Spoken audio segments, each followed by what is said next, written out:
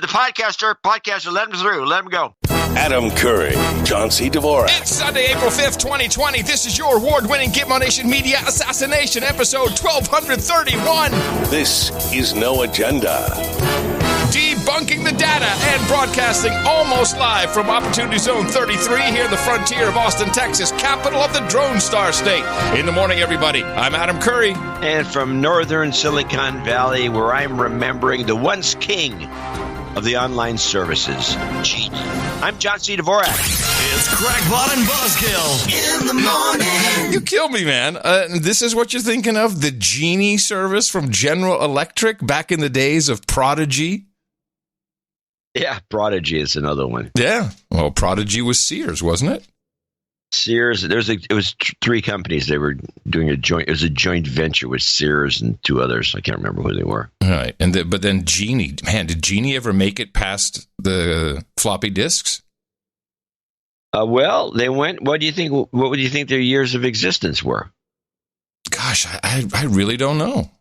That's a good. I mean, AOL. We know Prodigy. I think it closed after a couple of years. Had the weird graphics, but Genie. No, I don't remember. 1985, it came out, and it ended until the end of 1999. Huh. Yeah.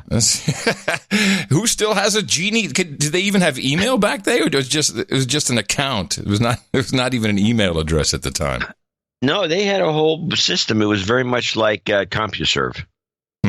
Another fine one. Before all of them went graphical. Yeah. I mean, once AOL came out with the GUI, which stalled the internet. I mean, the web came out by then. It was rolling along, to say the least, because you had the .com crash from the web. Right. And at the same time, you had these other services that were kind of struggling with how to incorporate the mouse and how to get traction. And then AOL just kind of wiped them all out.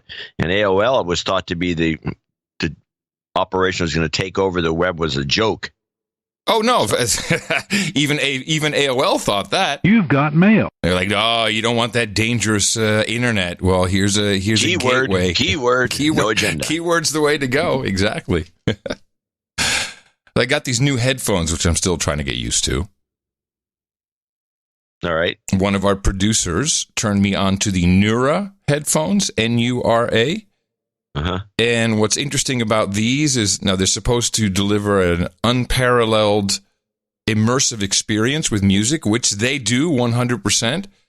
The reason why I have them is inside they're over-the-ear headphones. Inside the cones, they actually have two tubes that go directly into your ears, which, like my hearing aids, which is what I need, because then I can crank it up as loud as I want without any feedback. Zero feedback now. No, well, that's a plus. Yeah. Only they sound a little different than the other one, so it takes a little getting used to. Yeah. Ear tubes, man. It's the future. Oh, drilling into your brain. You would like these headphones. No, I don't like headphones. The only headphones I've ever actually like them. I know you don't like seriously liked because of the sound. Or a pair, and I still have one pair of these. I had two pair at one time. I gave one pair away of Sony Electrostats. Oh, yeah. But they leak. You can't crank those up really loud. They leak. Well, Electrostats are sensitive to everything. Yeah, I know, but I have a hearing issue, so I need crutches. Man. Well, past couple of days have made it clear to me. All data we're seeing is bogus. I thought that was made clear to you earlier. No, once I hear the press asking questions in the coronavirus task force briefing, and the question is, hey, you going to publish that data? And everyone's looking at each other going like, humana. No, I don't think so. We can't trust government. We can't trust the hospitals. There's just endless reports from our own producers as well of people being declared having died from coronavirus, and it's just not true.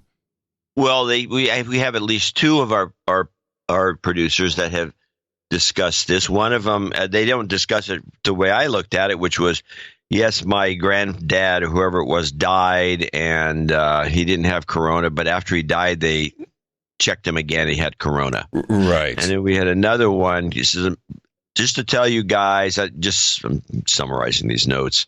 Just to tell you guys, the corona's real. My brother or somebody very close to him died, and even though he tested negative for corona. Just before he died, they tested him again. He had corona, and so I'm thinking they're just like throwing everything in the corona bin when we have. Yeah. And I suggested this to Mimi. We had one of the worst flu seasons this year. That was the A and then the B. It had both of them. That was not pushed back by the flu shot. The flu shot was ineffective. And so nobody's talking about that. Nobody's talking about, if you remember year after year, right into June, you should still get a flu shot. I just sent you on the Skype Messenger. I'd like it if you could just go in there and click that. I found this yesterday, and this is a chart from, I think it's from the CDC, and it shows pneumonia deaths weekly for the past, for the 2014-15 season, the 15-16, 16-17, 17-18, 18-19, then 19-20. Do you see it? Yeah, I'm looking at it now. So if you look at the 19-20, you see 1920. 2020. I'm sorry, 2019, 2020. The red line. Yeah. Around January, it starts to diverge from the past 5 years and goes down significantly. I mean, just a complete anomalous trend to every other year. And all I can think is, and these are pneumonia deaths that you're looking at, is that a lot of these got attributed to coronavirus. Yeah, probably. Especially with a very severe flu season, you'd expect the inverse to happen, and it probably is exactly the inverse of the reporting of the cases and deaths. Well, also, I think that, as I've suggested, and Trump suggested this in the press conference when he was talking about the empty, the ship that's in New York Harbor's only got like 20 people in it. Yeah. He says, if everyone's told to stay at home and do social distancing, everything's going to go down. Colds, yes, traffic accidents, all these numbers are going to go falling through the floor. And I guess you could, and I suggested in the newsletter that, well, maybe if, this graph being a good example, well, maybe we should just all shelter in place from January to maybe June 1st as a country. And we won't, we'll have more, we'll have less deaths. Well, okay, probably. It's a mess. So the data is a mess. I'd like to talk about the testing, but kind of came just out of left field, showed up yesterday. This doctor from New York who claims to be an ICU doctor in Brooklyn. The name checks out. The picture looks the same, so I can only presume this is the same guy. Young doctor. And he's posted 3 different YouTube videos. He's definitely reading parts of it off of his screen. Now, I'm just being careful because it's, this is a guy in his kitchen. Who knows? But it looks like he checks out, and he has a very disturbing observation. Hi, this is Dr. Cameron Kyle Seidel, ER and critical care doctor from New York City. We are working extremely hard under extremely stressed conditions. We're stressed not only over concern of our own health, but because we are watching people dying of a disease we do not understand, of a disease we have never seen before. Right now, it is as if the train is slamming down the track at an extremely high velocity under extremely stressed conditions, but we don't know where we're going. We are putting breathing tubes in people and putting them on ventilators and dialing up the pressure to open their lungs. I've talked to doctors all around the country, and it's becoming increasingly clear that the pressure we are providing may be hurting their lungs, that it is highly likely that the high pressures we are using are damaging the lungs of the patients we are putting the breathing tubes in. It's not our fault. We didn't know. This is how we treat ARDS. This is how we've treated it for the last 20 years. 2 days ago, the Italians came out with a letter stating the same thing, that we are running the ventilators in the wrong way. Right now, The news is saying that 100 to 250,000 people in this country may die. That means 100 and 250,000 people may be put on a ventilator that is programmed wrong. We can change those protocols. We need to change those protocols. COVID-positive patients need oxygen. They do not need pressure. They will need ventilators, but they must be programmed differently. The protocols in this country, in every small, big, medium-sized hospital in this country, must change. They can change. The time for us to change them is rapidly diminishing, but we do have time, but that time is now. We have to change the protocols. Please spread the message. I find that rather concerning. Well, I have a ventilator report then. Oh, very good. Because all we seem to care about is, are there enough? How many? Will anyone die without one? But no one's really talking about the protocol used. It may be more to it. There's maybe more to it than just that. Okay. What got me on this is that Trump, again, he had a very strange ventilator commentary. Mm-hmm. This is the clip, Trump versus the ventilators, which kind of got me triggered into finding this other clip. What happens if you do have a ventilator? What are your chances? And I just hope that hydroxychloroquine wins, coupled with perhaps the Z-Pack, as we call it, dependent totally on your doctors and the doctors there, because you know the answer to that question. If you do have the ventilator, you know the answer to that question. And I hate giving the answer. So I don't want to get them there. There's a possibility, And I say it. What do you have to lose? I'll say it again. What do you have to lose? Take it. I really think they should take it. But it's their choice. And it's their doctor's choice or the doctors in the hospital. But hydroxychloroquine, try it if you'd like. The other thing. Man, this is some creepy shit he's doing here. Out of context, without the video, it's like, hey kids, it's no better with the there's video. No better. It's the best with the Z-Pack, as we call it. Kids want a Z-Pack. But hydroxychloroquine, try it if you'd like. The other thing, if you have a heart condition, I understand, probably you stay away from the Z-Pack. But that's an antibiotic. It can clean out the lungs. The lungs are a point of attack for this horrible virus. But when you have a ventilator, don't ask the answer because I hate it. If you have it and it's working beautifully, I don't like the answer because it's not a very high percentage. So I want to keep them out of ventilators. I want to keep them, if this drug works, it will be not a game changer, because that's not a nice enough term. It will be wonderful. It'll be so beautiful. It'll be a gift from heaven if it works. Because when people go into those ventilators, you know the answers, I know the answers, and I'm glad you don't write about it. Mike, please. Holy crap. So that confirms that ventilators is a death sentence. Well, he's glad nobody writes about it. But apparently that's not true with NPR. Clip one? Want to hear about it? Yeah. Here it goes. This is the ventilator report from NPR. The intensive care units at Barnes Jewish Hospital in St. Louis are filling up with coronavirus patients.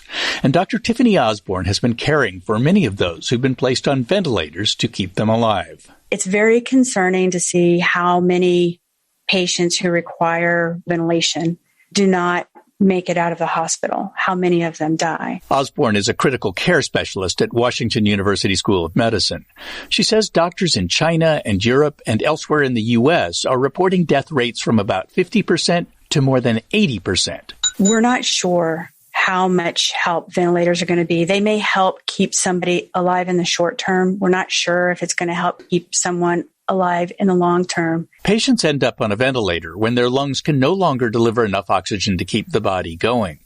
Osborne says it's an extreme measure. We give sedation so that the person goes to sleep, and then we provide a paralytic that stops their breathing. Next, they insert a long plastic tube through the trachea and vocal cords. That allows a machine to deliver puffs of highly oxygenated air to the lungs. The ventilator itself can do damage to the lung tissue based on how much pressure is required to help oxygen get processed by the lungs. And Osborne says coronavirus patients often need dangerously high levels of both pressure and oxygen because their lungs have so much inflammation. Also, ventilators create a path for a wide range of infections to reach the lungs. Dr. Negin Hajizadeh is a pulmonary critical care doctor at Hofstra Northwell School of Medicine in New York. She says ventilators work really well for patients with common forms of pneumonia. We treat patients for several days, and then we get the antibiotics into the body, and the patient recovers. Unfortunately, with this COVID-associated pneumonia, there are no treatments that we know work for sure. So Hajizadeh, who spoke to me from just outside of an intensive care unit, says ventilators are of limited value. Wow, for the amount of noise the M5M has been making about him, this is a death sentence. Very creepy, yeah. Now we know a lot of people are put on ventilators very quickly with a mask, not intubated, with a mask, in order to keep anything they might be exhaling out of the hospital air. But once you go to intubation, it sounds like you're dead. Sounds like it to me, too, which is what Trump was indicating. Trump has been really pushing this drug and trying not to be too – he didn't bring up to the 80% death rate. But let's listen. There's just a little more follow-up information. It's not much, but it's part 2 here. Says ventilators are of limited value. We have had several patients between the hospitals across the Northwell Health System that have come off of the breathing machine, but the vast majority are unable to. Hajizadeh says one reason is that the coronavirus often does a lot more lung damage than, say, the flu. There is fluid and other toxic chemical cytokines, we call them, raging throughout the lung tissue. She says in some patients, the damage is so bad that even ventilation won't help. So they've tried an even more extreme measure called ECMO, which delivers oxygen directly to a patient's bloodstream. Remember, ECMO, too, is a life-supporting treatment, so it's a bridge while we are allowing the lung to heal itself from a pneumonia. If it can. Dr. Tiffany Osborne says that what doctors are learning about severe coronavirus infections should make it crystal clear why we all need to take steps to keep the virus from spreading. I know that at times it gets frustrating, but it's really important, not just for yourself and your family, but for the other people that you care about, to shelter in place until this is over. Osborne should know, when she's not at the hospital, she's living in a camper to avoid putting her family at risk. Well, this is rather concerning, and I'll add to that the doctor, I'd watched all of his videos, he said in another piece, he said that it looked like he said he's never been to Mount Everest, but he said he could imagine the way people look when they get put on the ventilator is that they need oxygen, like they get dropped off at 20,000 feet on a summit somewhere and just don't have enough oxygen, like they're going blue in the face. But he felt that the pressure was actually hurting their lungs. This is concerning because this is new information that isn't official. It's just kind of floating out there, and now we have to find out about it and speculate. Is that the idea? You cannot trust the government and the media anymore. It's nothing. It's really nothing now. It's just insulting to watch. Well, especially after we had to go through this back and forth with Trump and Cuomo about, we need 30,000, 40,000 ventilators, which is, in other words, you're going to just death sentence for 30 or 40,000 people. And with no explanation, all we hear is the word ventilator. Well, ventilator sounds like a good thing. Now you have to knock you out put you in a semi-comatose state and then paralyze your lungs so you can't breathe and then shove this tube down your throat through your vocal cords and then push air in there but using pressure? What could possibly go wrong? What could possibly go wrong? Damn. Yeah. Well, so let's just continue with some of the complete lack of information. So just back to data, testing. I'm starting to figure it out. We have, as it turns out, once again, many producers who either work in labs, have spouses who work in labs, who understand the assays. I'm learning all these terms. The ELISA, which is the test that we're currently working on, which is the enzyme-linked immunosorbent assay, ASSAY, assay. So these are all studies. And although they are now coming with the PCR and the qPCR and the, I forget the other name of the test. To date, they pretty much test for a coronavirus, not specifically the SARS coronavirus-2, which means a lot of this testing could be a false positive for something that you have that may not be the actual coronavirus strain that is apparently the killer. So that leaves a lot of room for error in what we're doing, especially since it's clearly the Gates Foundation driving the data, driving the numbers, in fact, driving the narrative. This needs to be looked at very closely, and we can't count on the media to do it. So we can't deconstruct the media other than, okay, they suck, now let's do some of our own work. And I got 4 clips here from Deborah Birx, who is also all in on the Gates Foundation stuff. It's getting kind of disturbing when you see how many people are connected. So testing is, we're trying to use testing now to understand who has it, if you're positive, whatever that means. I guess now it's if you have a sniffle and you have maybe a cold, which could be a coronavirus, not the one we're talking about, certainly not the L strain, something else that is just not being tracked, which strains are people infected with. The testing will also be used to find out who has had the coronavirus, and if you've built up antibodies. And this is important to understand because this is how we're going to be released. Either the miracle game changer hydroxychloroquine does the job. It seems like there's a lot of pushback with governors forbidding an entire state to use it. And Trump just keeps hammering it over and over again. There seems to be reluctance. That could also be because there's commercial versions. I think it's Plaquin or Paquilin. Which is a hydroxychloroquine by a brand name. I guess they don't have it. Who knows what's going on? But the other part is the testing, and testing is very inconsistent and is open to interpretations not being made. Here's Birx. What we're triangulating right now, and instead of working on R naught, we're looking at testing and triangulating testing, test positive cases, hospitalizations, ICUs, and of course, the recoveries, because that's also very important to us. I think it's very important that the American people know that there are equal number of states with less than 5% positives despite high levels of testing. So there are states that are mitigating and making this work.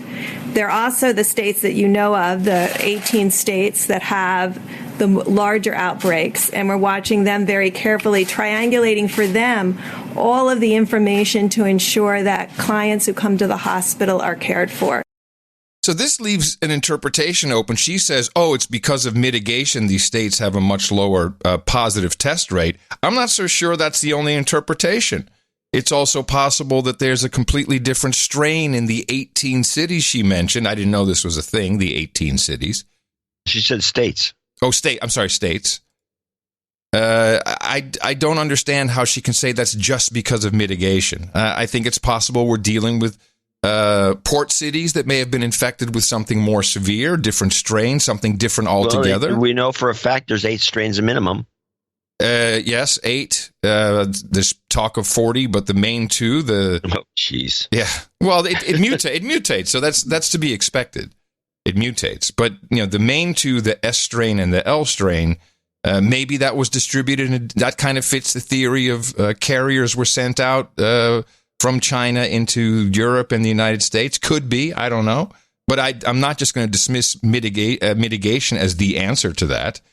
There's some good news which went entirely unreported. But the bottom line is, and I think going into this weekend, it's really important for the American people to know this.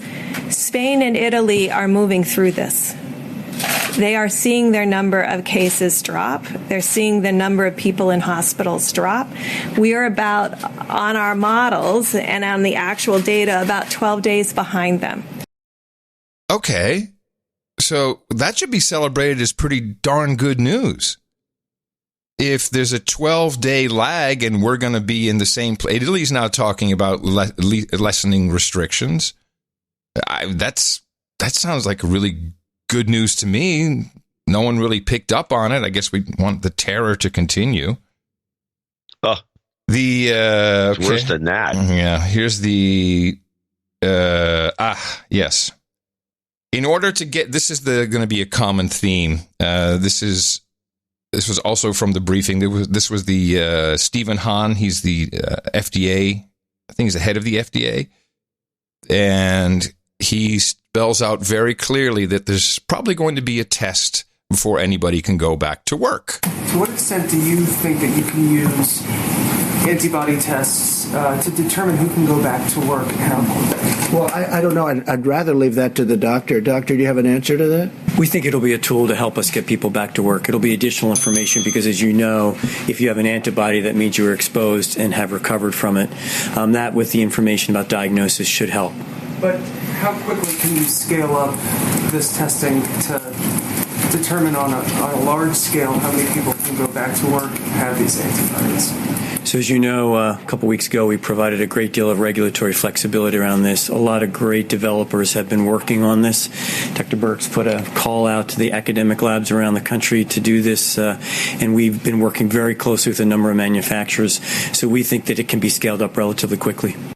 There you go. So we'll have machines. If you want to go back to work, if you want to go to the grocery store, you'll have to be tested on the spot.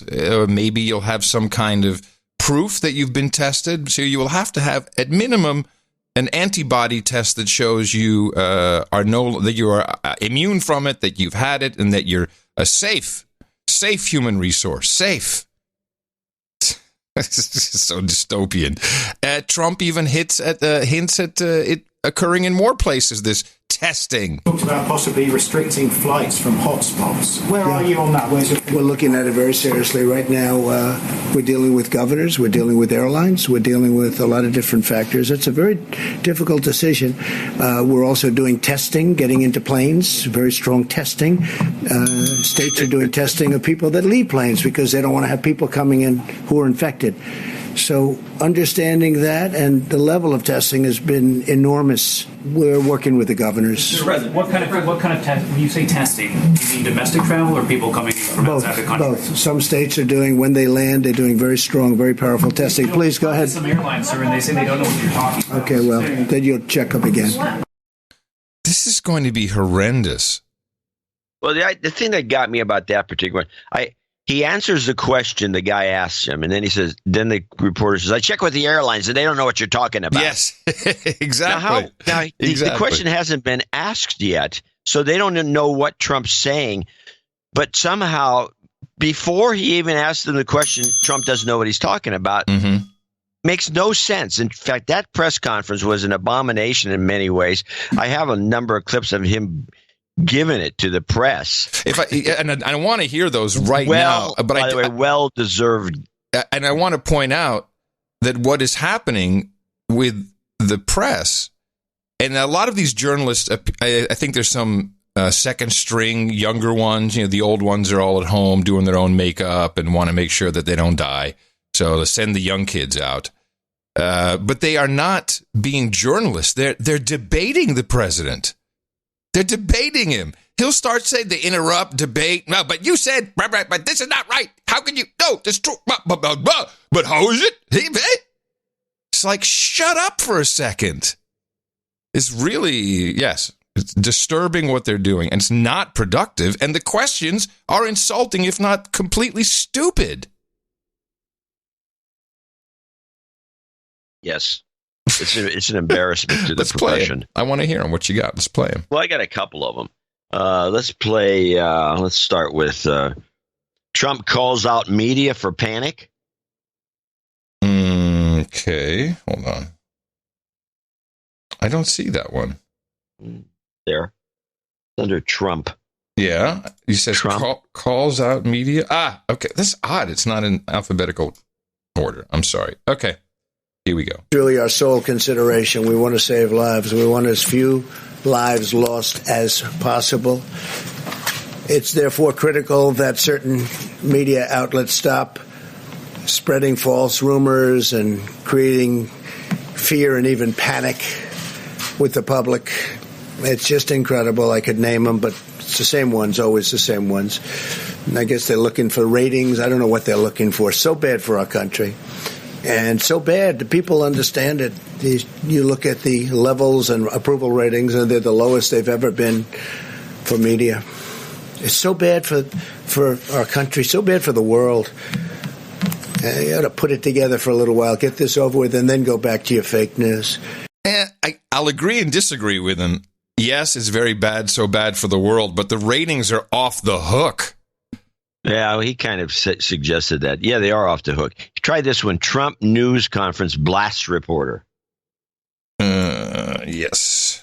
Earlier, a loan program that got up and running yesterday. But we're hearing from a lot of small business owners a lot of concerns about whether they will get this money.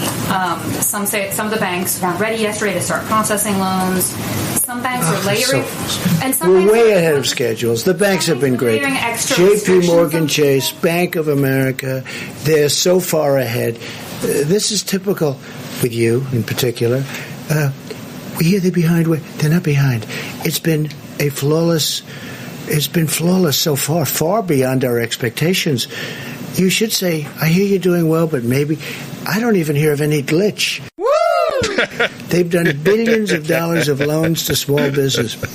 And these are great loans. These are loans that get immediately paid off. These are loans that get businesses back.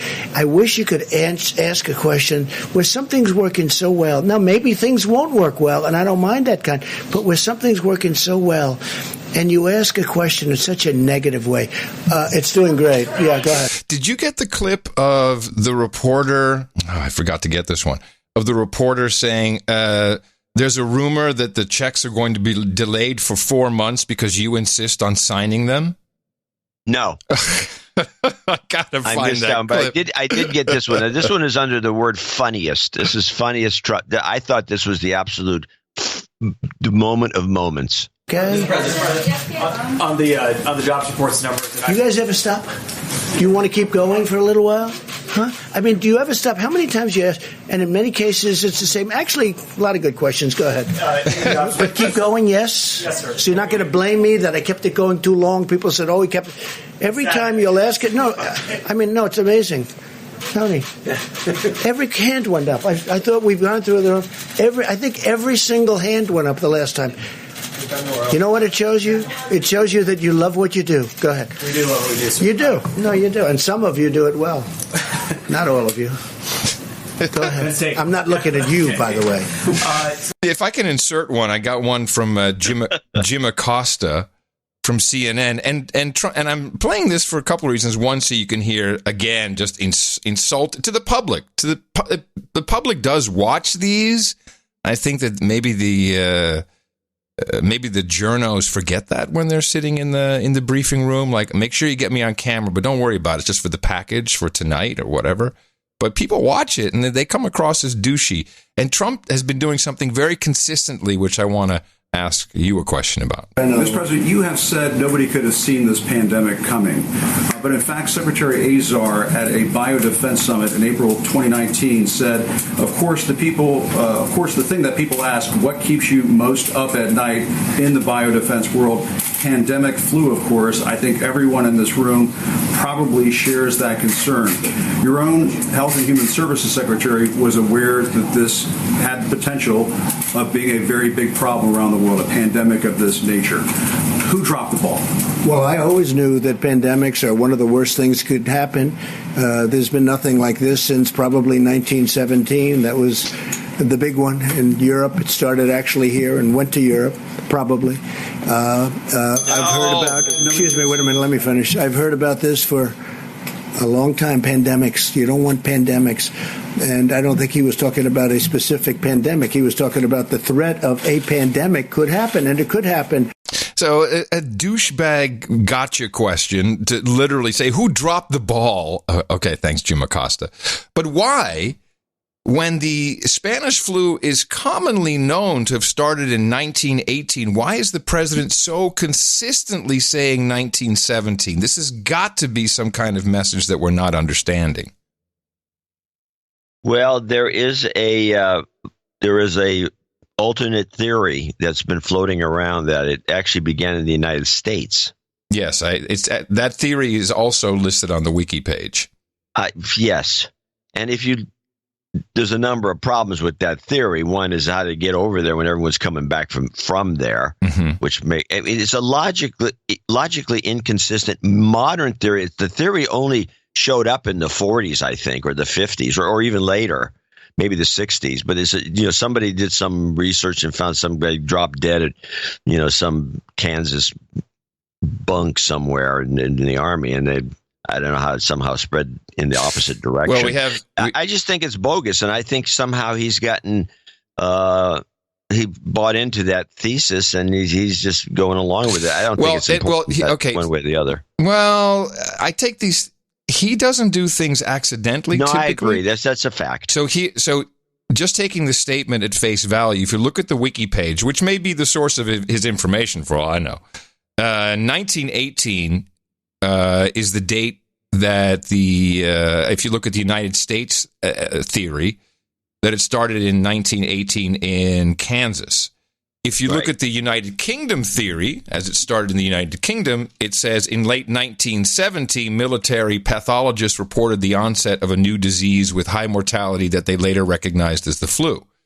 And this was at, this was virologist John Oxford, and they had a camp of 100,000 soldiers, and that's where they studied it or they introduced it. I don't know. But so maybe he's trying to say, yeah, some people say we did it, but we know it really started in 1917. How about that? Is that? Wow. I mean, what else are we going to do? I mean, it's just odd and annoying that and when he first started saying it, people were laughing like, what an idiot. He's saying it all wrong. Now they don't do that anymore, but he continues to say it. So I'm just trying to figure out the small stuff. I have no idea. I mean, the 1917 doesn't bother me as much as attributing it to Kansas, which is like isolated and all of a sudden becomes a worldwide phenomenon. I just don't see it. Now, as to the question of the Health and Human Services director being well in the know, over a year ago he knew it was coming. How did you drop the ball, you stupid orange man, idiot? Here's Fauci. Fauci is America's doctor now, America's pandemic doctor, in 2017 at George Washington University. It's just interesting the way he phrases pretty much the same information. Given, as you heard from the introduction, that I have been around for a while and have had the opportunity and the privilege and the pleasure of serving in 5 administrations, I thought I would bring that perspective to the topic today, is the issue of pandemic preparedness. And if there's one message that I want to leave with you today based on my experience, and you'll see that in a moment, is that there is no question that there will be a challenge to the coming administration in the arena of infectious diseases, both chronic infectious diseases in the sense of already ongoing disease, and we have certainly a large burden of that.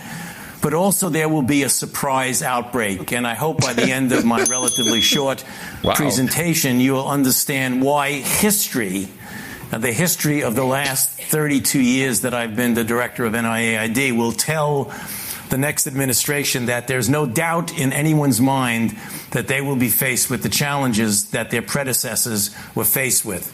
So I like this because he says surprise outbreak. It's like, okay. I mean, just interesting that he would use that term, surprise outbreak. But more interestingly, if you really listen to what he's saying, I think what he's saying after that is, if you look at my history, you'll know you're going to be scared shitless. Listen again to the second part. Listen to it. But also there will be a surprise outbreak. And I hope by the end of my relatively short presentation, you will understand why history, the history of the last 32 years that I've been the director of NIAID. So he's saying the history of my being a director for the past 32 years, not the history of pandemics. No, his history. That's what I'm hearing him say. The history of the last 32 years that I've been the director of NIAID will tell the next administration that there's no doubt in anyone's mind that they will be faced with the challenges that their predecessors were faced with. Well, seeing as he seems to, wherever he goes, pandemics show up, maybe that's true. 5 administrations. And his tentacles reach much deeper than I ever imagined. And his job is to scare people. Witness Dr. Drew, who is backpedaling a little bit. He is now saying, hey, for all the things I said, I'm optimistic, but this does seem to be a little different than the flu. And I've been following Dr. Drew very closely, and so it would be weird for me to stop believing what he's saying now. He's being cagey, but he reveals something about his connection to Dr. Fauci, which is telling. I've been trying to stay optimistic the entire time. I would say the main thing I think that's changed on is the sort of the ferocity of this illness. The fact that it's able to, really cause a crash all of a sudden out of the blue, even in young people. And that's a feature of this illness that I wasn't aware of until it sort of landed here stateside. I'm still optimistic. I still believe no one's more innovative and responsive than the U.S. healthcare system. I believe we're going to start knocking down the hospitalization rate, the death rate, the infectivity. I'm still optimistic. And if being optimistic is something that makes people angry, I'm sorry.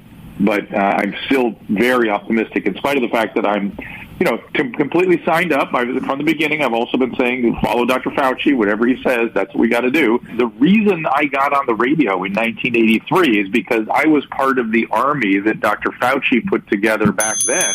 I was working on the front lines of the AIDS epidemic, and we were chanting about 10 million deaths, 10 million deaths. There's going to be millions of dead if we don't, talk to educate people about this illness and how it's transmitted. Now, we were off by a factor of 100 in terms of our predictions then, and we congratulated ourselves for scaring the hell out of a generation and hopefully change their behavior. But really what changed the course of that illness was therapeutics. The fact that we came up with effective treatments that turned AIDS from a death sentence, which is what I was dealing with in my training and early career, to a chronic illness. And I think we're going to get the same thing here. I just have great faith in our innovation in U.S. healthcare. So, did Dr. Drew get a recall into the Fauci army? Did he get a little knock on the door, say, chill out, you're making it sound too easy, this is no good? And sounds like something changed. And he's slipping the therapeutics in there, but that is also not really the message of Dr. Fauci or anyone behind him, which we've now determined the data they're presenting, Dr. Birx is presenting, is from healthdata.org, 100% funded by the Gates Foundation from its inception in 2005 up until the most recent funding round of $250 million from the Gates Foundation. And, of course, it's run by Chris Murray, who used to work for World Health Organization, Rhodes Scholar. He has all the qualifications. That's the data that's being presented to us for the curve. We had a switcheroo. First, we were using the imperial model. Then Neil Ferguson had to say, well, it's going to be different. Something's made up because we didn't take mitigation into account. Okay. So now we've gone from 2 million dead in the U.S. to 200,000. Now it's 160,000 is what's expected because the models are just overestimating everywhere. And all of this points back to Bill Gates. And Bill Gates has been very active in the media. I have a couple of clips, but perhaps the most telling was shown by Chris Hayes.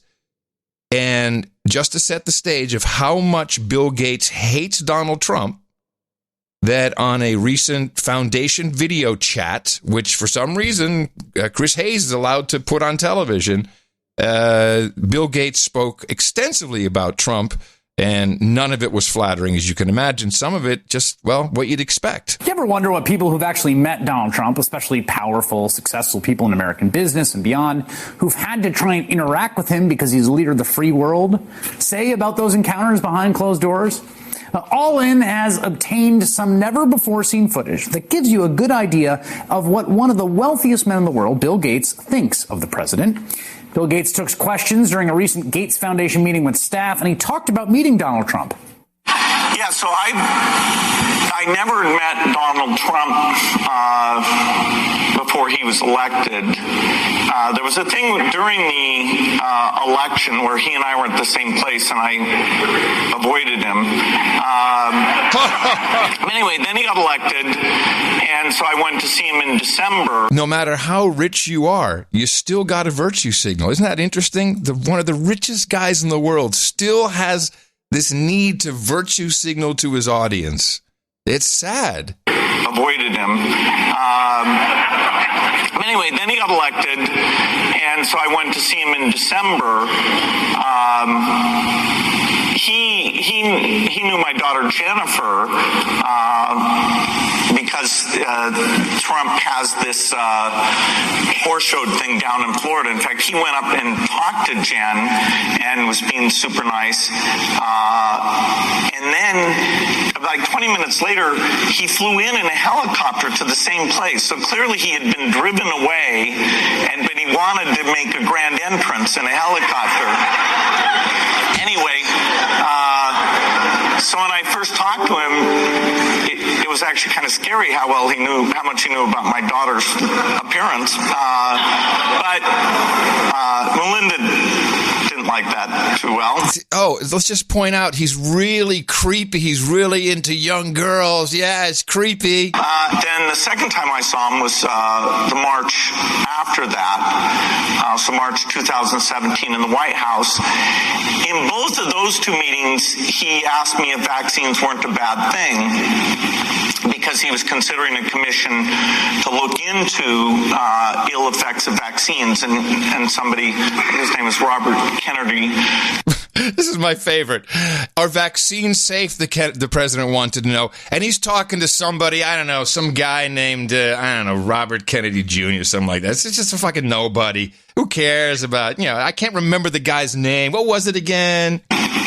Because he was considering a commission to look into ill effects of vaccines, and somebody, his name is Robert Kennedy Jr., was advising him that vaccines were causing bad things. And I said, no, that's a dead end. That would be a bad thing. Don't do that. Both times he wanted to know if there was a difference between HIV and HPV. So I was able to explain that those are rarely confused with each other.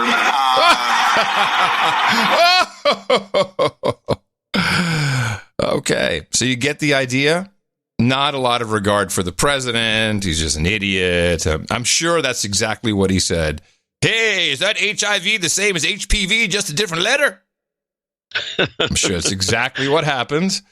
So let's see what the Gates plan is. I think we need to set it up properly. Global controls will have to be imposed. To transfer new sovereignty. And a world governing body will be created to enforce them. Follow the government rules at this time. Crises precipitate change. Yeah, baby! Life's gonna change! Let's start it off with Bill Gates. This is from a CBS interview.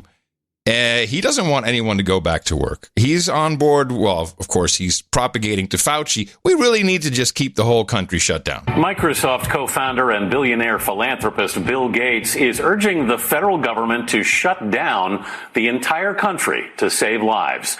So far, the Bill and Melinda Gates Foundation has donated $100 million to fight the coronavirus. They're focused on detection, isolation, and treatment of the virus and finding a vaccine. Gates says the U.S. failed to get ahead of the outbreak, but it's not too late to make up for lost time. Yes, he wants the entire country shut down, and this is a big problem because people don't understand why this can't happen.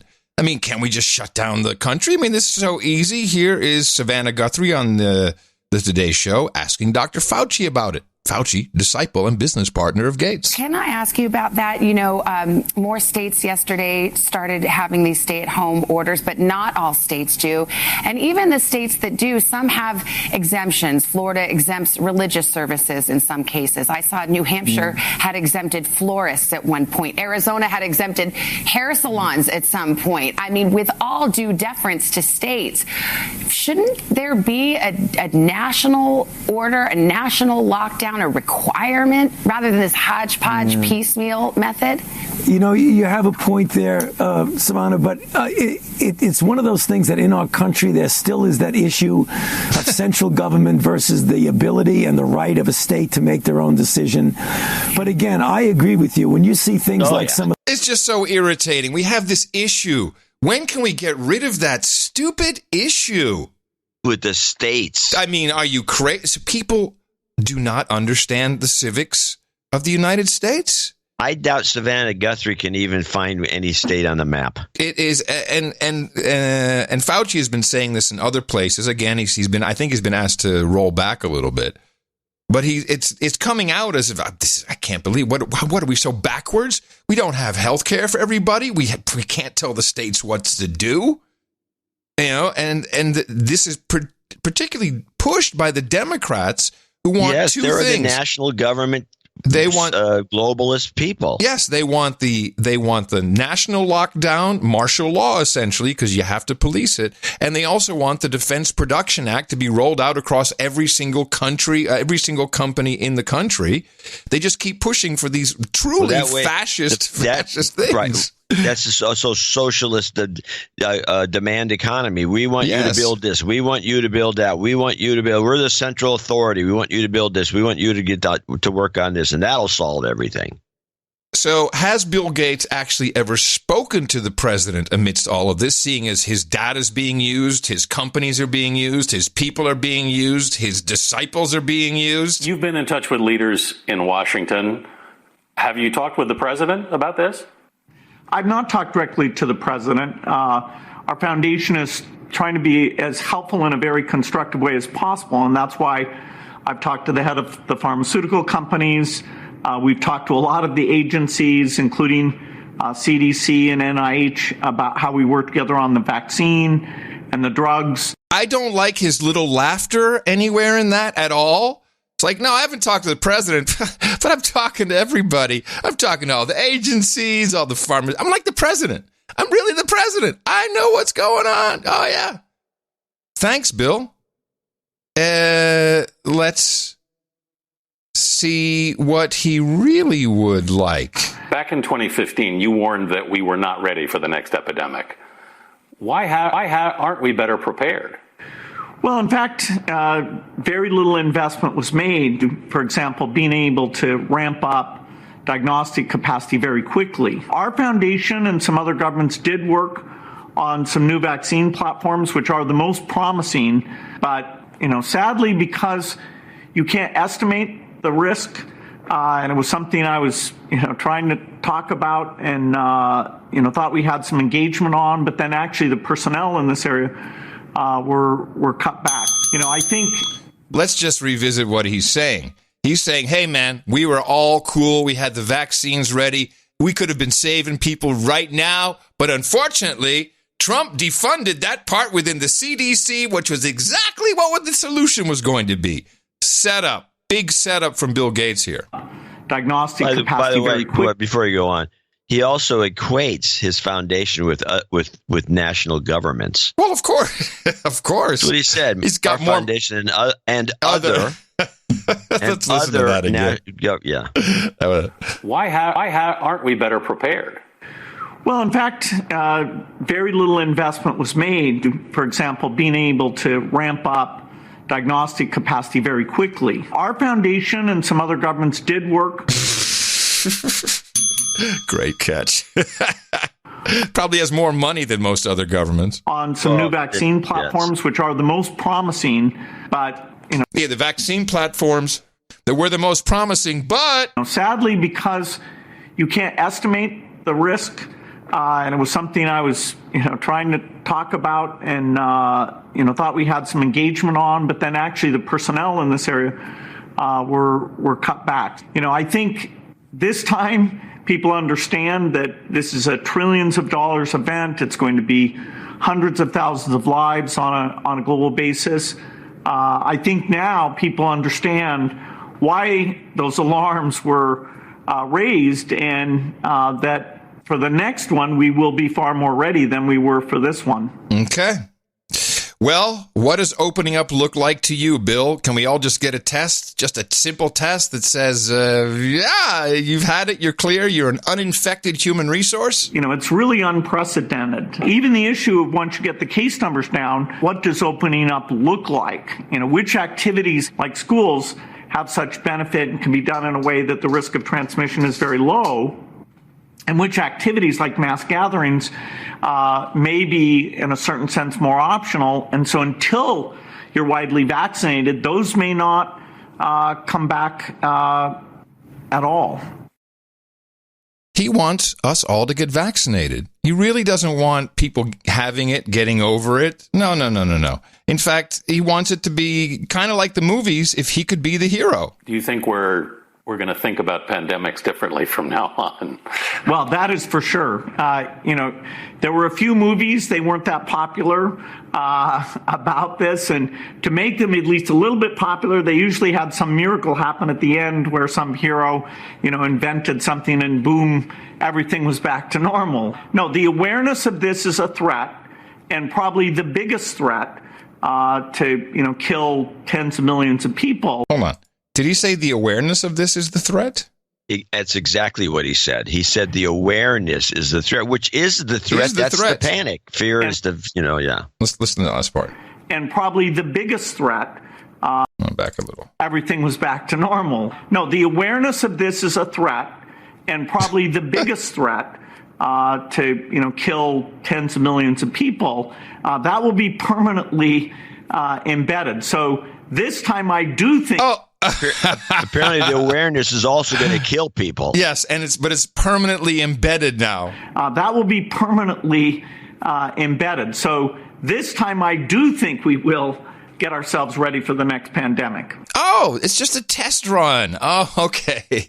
We'll be ready for it next time. It'll be firmly embedded in our psyche that we'll all flip out. These people do not have humankind at the front of mind for them. This is not what this is about. He's deluded at this point. The Chinese are already doing a form. We have all kinds of initiatives, of course, but the QR code may be one way that we start to get back to work. This little QR code is a lot more powerful than it looks. It helps collect data about your travel history, health status, and more. And China's using it to track citizens and stop those infected with the coronavirus. First, you fill out a questionnaire. It asks for details like your body temperature. It then generates a color code, and at checkpoints popping up across China, green means go. It's my first time to come outside after the epidemic, but I already used the QR code several times, and I think it's good. It's proof of your identity. Our country is upgrading, and I think it's good to carry it out. The codes are being scanned everywhere, from restaurants to apartment blocks. Major cities and more than half of China's provinces have started to use the color codes, a way to make tracking down infected people easier for authorities. Crises precipitate change. This is the 9/11 of this age. Things are going to change. You're going to have marks that say you're good, you're not good. You're going to have some 666. You're going to have some kind of certificate. Which Gates, of course, would love for that to be, digital. Here it is. Listen to this. Eventually, what we'll have to have is certificates of who's a recovered person, who's a vaccinated person. You hear that? It's a very distinct difference. He wants to have certificates that show not healthy. No. If you are vaccinated, which means you're the best human being, or if you just recovered. Eventually, what we'll have to have is certificates of who's a recovered person, who's a vaccinated person. I suggest yellow stars. I think these have worked well historically. Just break that out. We haven't had that in a while. So what do you think, John? I mean, it seems like there is some real sickness. There's some real conflicting information on what's happening with people, how they're being treated. At the same time, there's this incredible agenda to push us towards, and we haven't really discussed it much because it's such an old trope, vaccinations.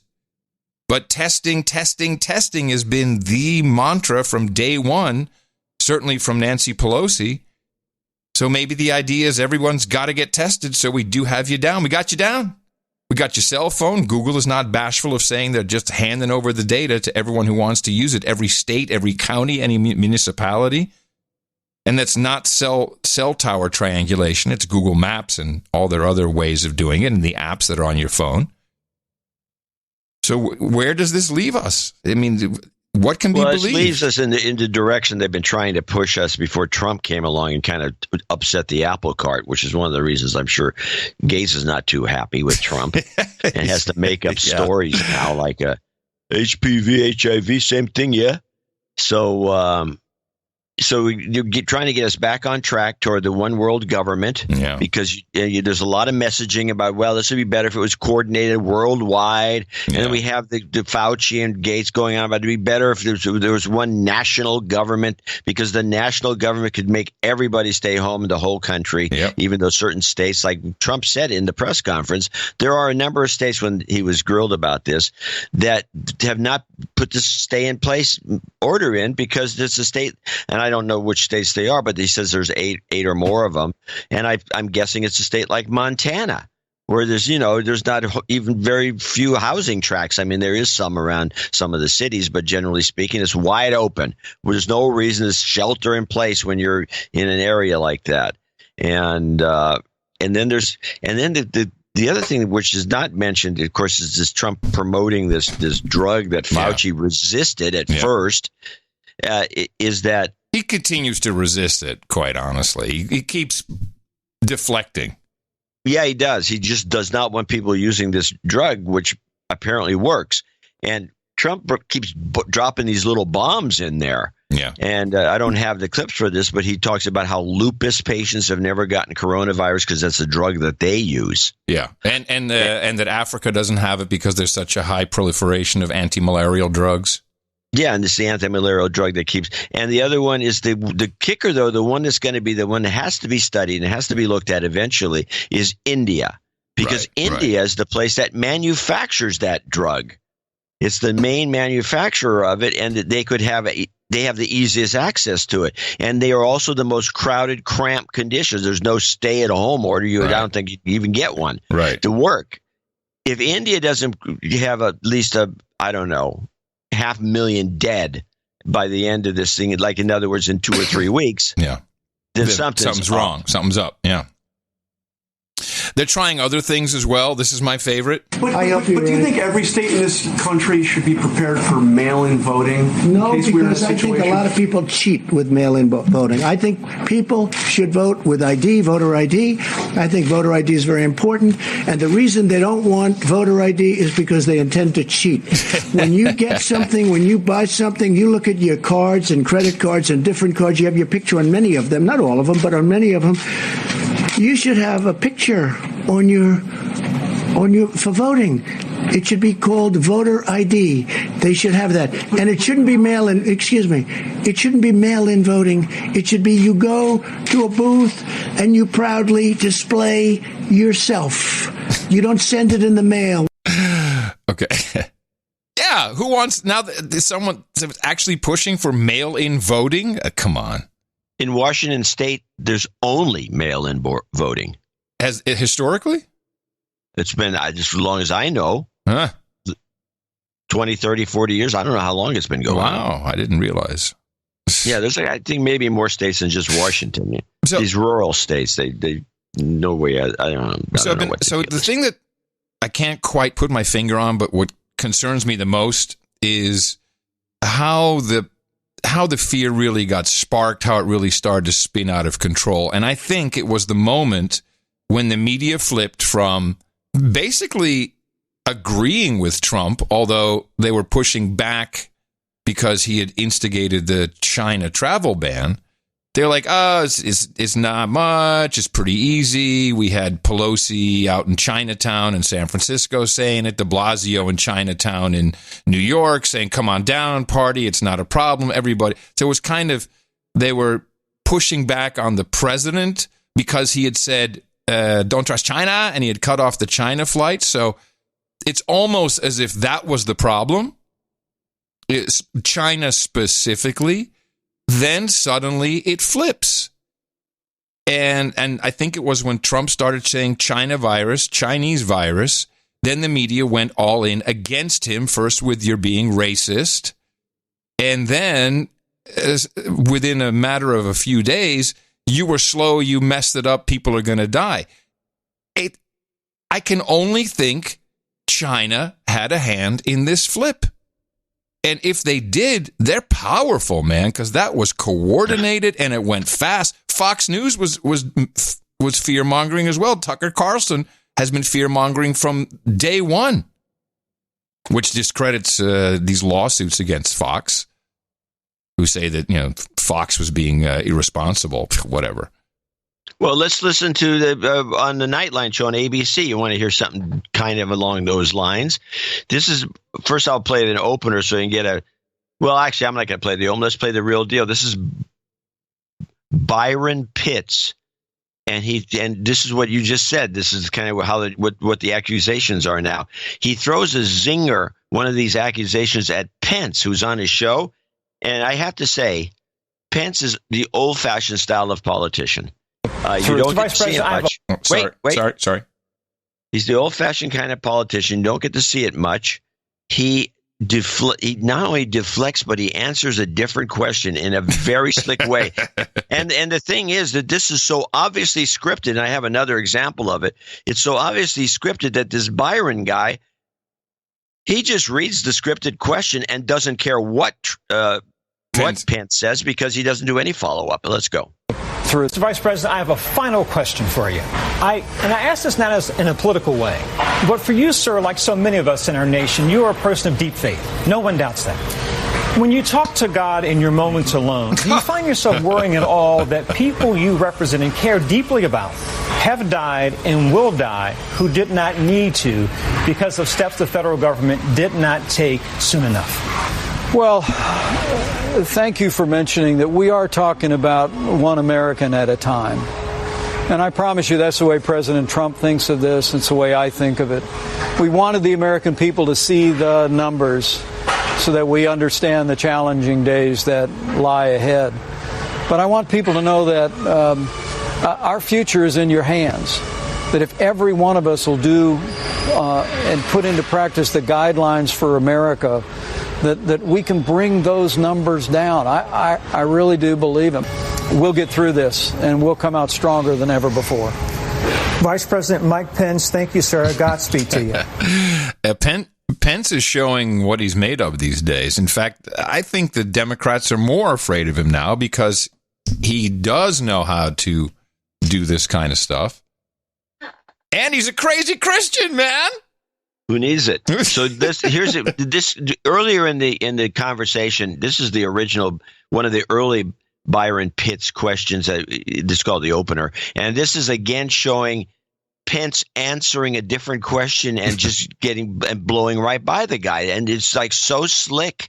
I mean, in that last one, you heard him say, "Well, thanks for that," because this is what we, and he just does. I've never seen such a deflection. It was very good. Yeah, it did a good job. But yet governors, both Republicans and Democrats, say they don't have what they need. On our air every single night, sir, we have doctors, nurses, foot soldiers on the ground who, with tears in their eyes, say they don't have what they need. How do you explain that discrepancy? We are leaving no stone unturned to make sure that our healthcare workers on the front lines have the protective equipment to be able to do their job and stay healthy while they do it. We're speaking regularly, particularly with governors in New York and New Jersey and Washington and California, in areas where there's been significant outbreak. We've been surging resources into those areas, whether it be the N95 masks that healthcare workers need to wear, or whether it be ventilators or gowns or gloves. And I promise you, we're delivering those by the millions. We're ordering them by the millions. He does it with such an interesting cadence and urgency that by the time he's almost at the end of his answer, you forget what the question was. Yeah. It's really good. That's old-fashioned. That is old school, and they're not used to it, apparently. Well, not in this way. He does it. He has a singular way of doing it. It's very, and his eyebrows are both pointing toward the middle. In other words, his eyebrows are lifted toward, like a dog. Like the sad dog, where your eye, it goes up in the middle and he droops on the right. Yeah, he makes good use of that.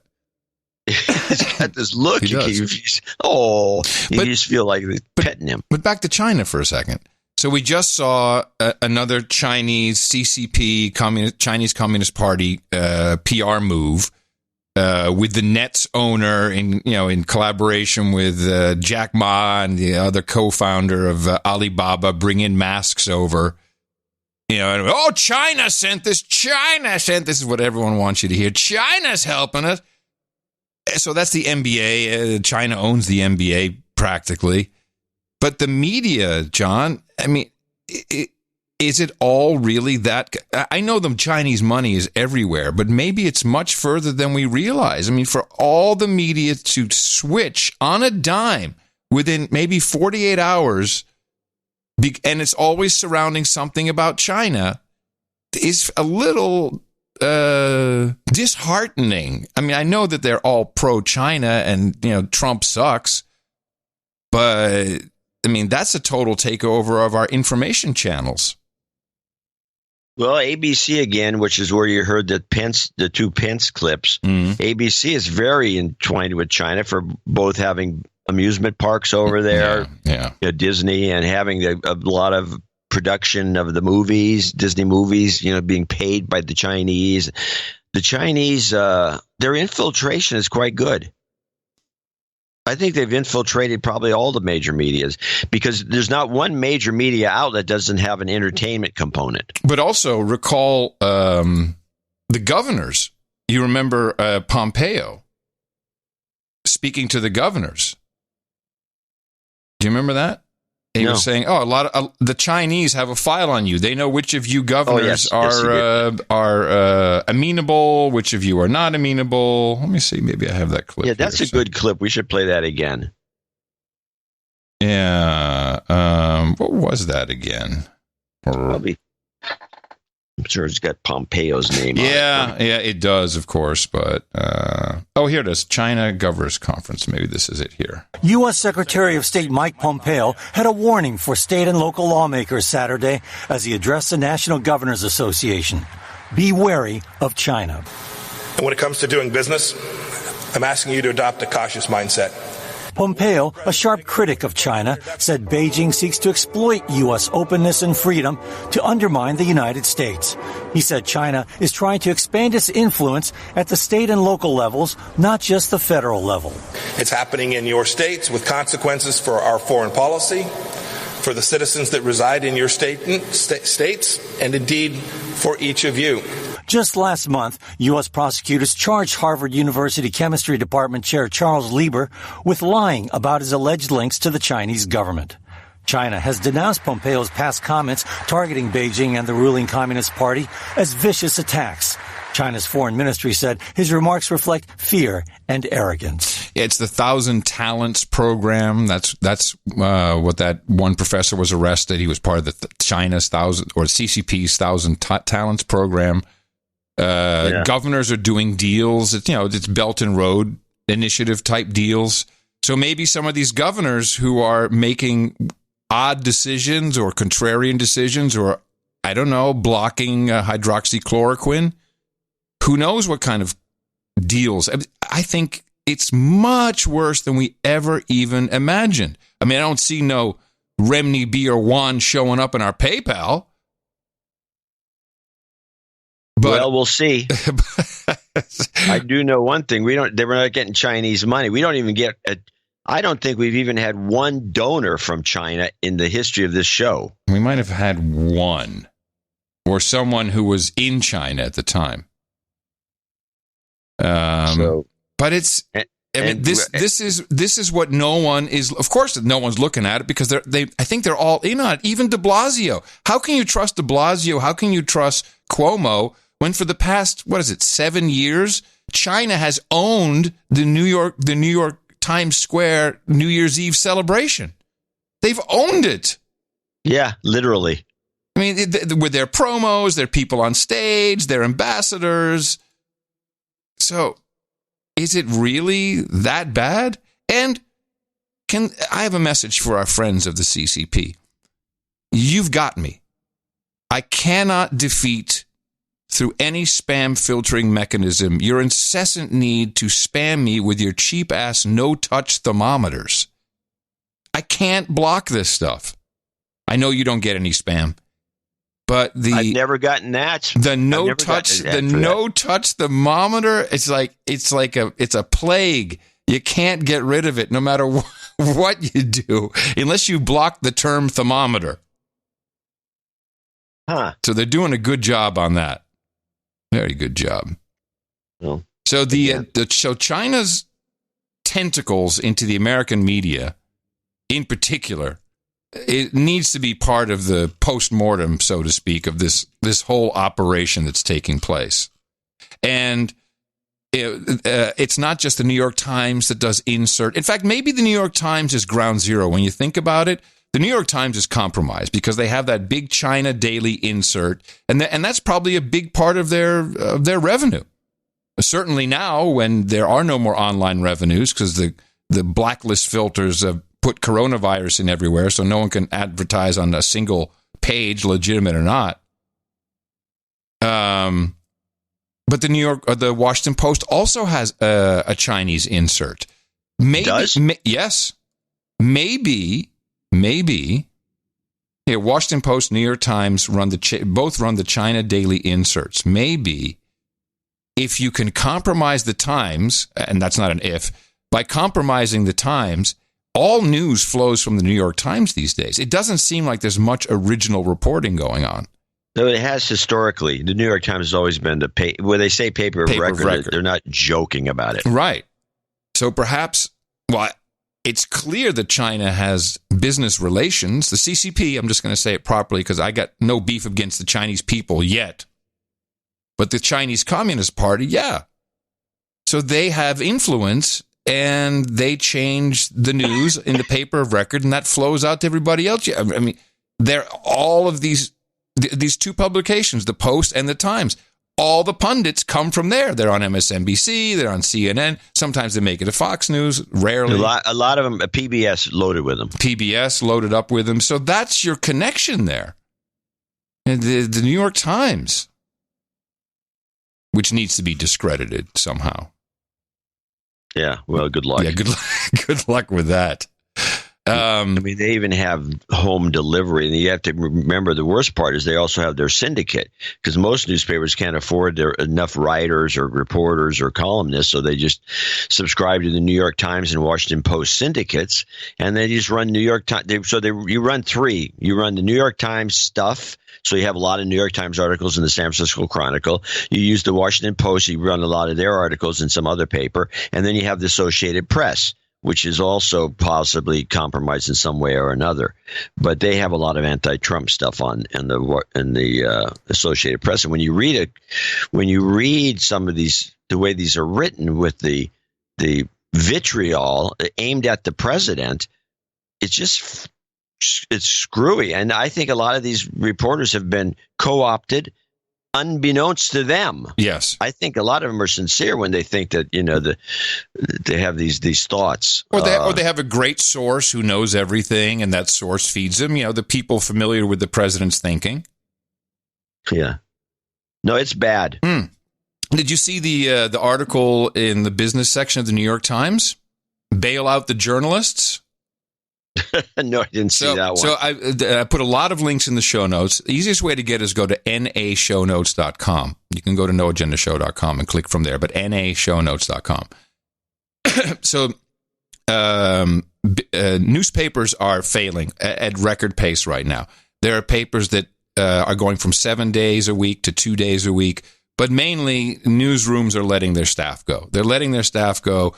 It's hitting everybody. The New York Times is no exception. And the journalists are now feeling it. And so here is sent, I guess, on behalf of the journalists. And this is in the New York Times. The time is now to make a painful but necessary shift. abandon most for-profit local newspapers whose business model no longer works, and move as fast as possible to a national network of nimble, new online newsrooms. That way, we can rescue the only thing worth saving about America's gutted, largely mismanaged local newspaper companies, the journalists. And then go on to say, well, this should be a nonprofit funded by, outfits like Kaiser Health News, because there's no conflict there. It should be perhaps funded by Facebook and Google, who have taken all the advertising, or maybe it should just be a rich sugar daddy. Maybe we could get someone with a lot of money, like maybe Gates can fund that, or Warren Buffett. Not for a single second, even in the whole article, does it come up. Do people think of, well, maybe if we made something people would pay for because it's worthwhile. No, they just want money because this is essential business, what we're doing here. Yeah. And editors, screw them. Publishers, screw them. Now, this is. Of course, this has been attempted before with sites like Patch, Backyard. There's a bunch of these over the fence. There's a bunch of these little operations that try to syndicate. Nobody goes online that much. I mean, we do have a fairly successful online operation around here called Berkeley Side, and it's a little left, but they actually do real reporting and of local stuff, and it's generally pretty good. But that, except for these kinds of exceptions, and it's still, I'm sure, just barely making out any money because you just can't. Right. Well, it's just not doable. The mistake that everyone's making, I'll just say it, we're the living proof of it. The mistake is that you can have networks of anything. You can't monetize these networks. It does not work. We've tried it. It's with content today, the value for value model at a local, almost hyper local, geographic level or geography of interest is the only way to go. I do not see another way of making it work. And the distrust that people will now have in anything mainstream is only going to grow. Well, it's getting worse and worse. I mean, I had a link in the newsletter. People should look at that link to a video, and I hope it's still up. I'd be surprised if they didn't take it down.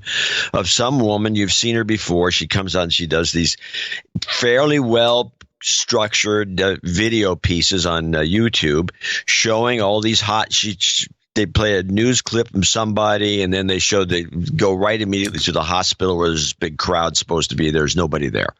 And it shows hospital after hospital. And they had followed some German guy around who went right into some hospital, roamed around. There was no COVID patients. Yeah, I know. Yep. And there's lots of documentation to show that this is being exaggerated by the mainstream without explanation, by the way. We don't know why they're doing it. I mean,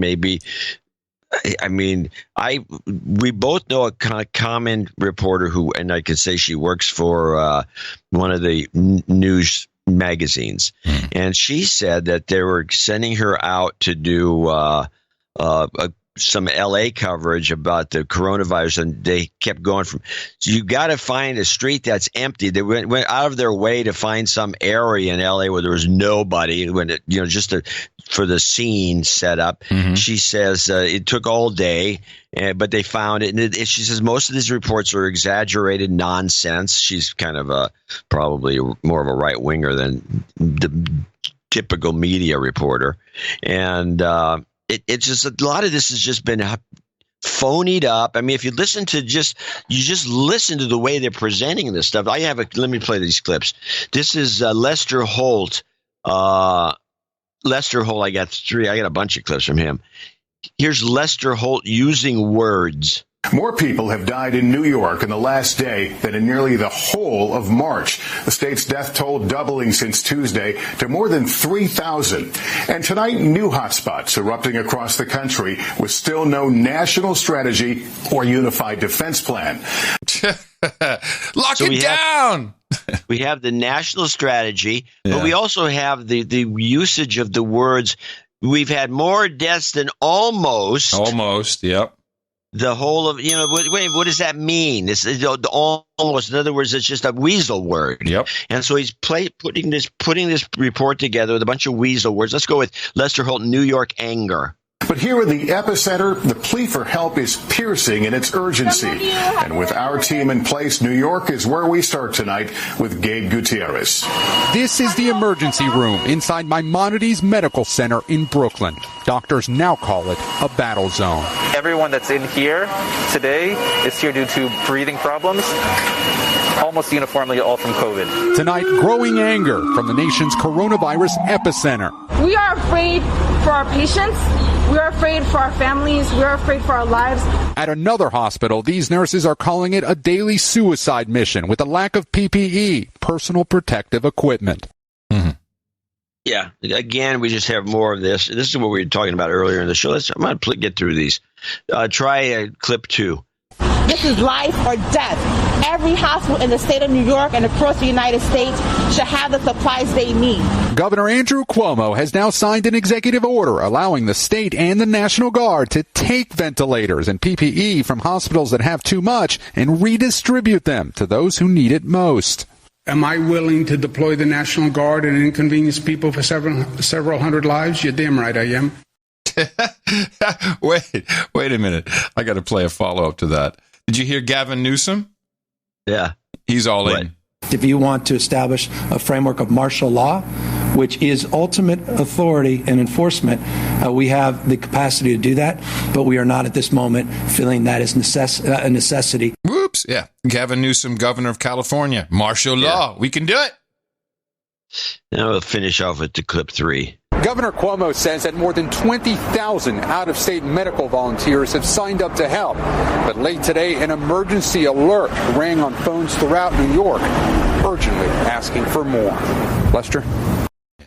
But how many people are infected? They need 20,000 people? I mean, now you want another emergency. We need more than 20,000. This Cuomo guy is really getting on my nerves. Well, yeah. They love him. He should replace Joe Biden.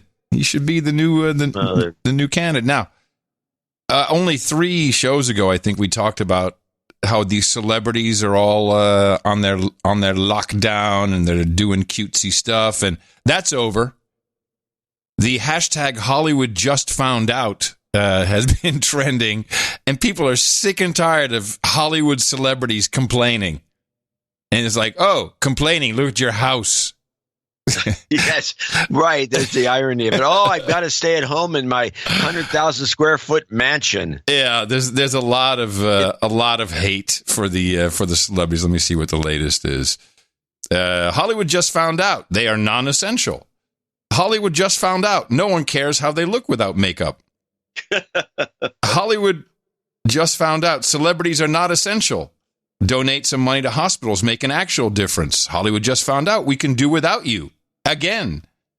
So, the backlash is happening, and combined with the almost instantaneous stop of revenues, that's going to get the Chinese attention pretty soon.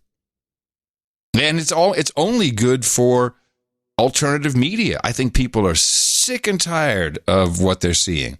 And what they're seeing is, production-wise, is so poor that your basic run-of-the-mill podcast is better.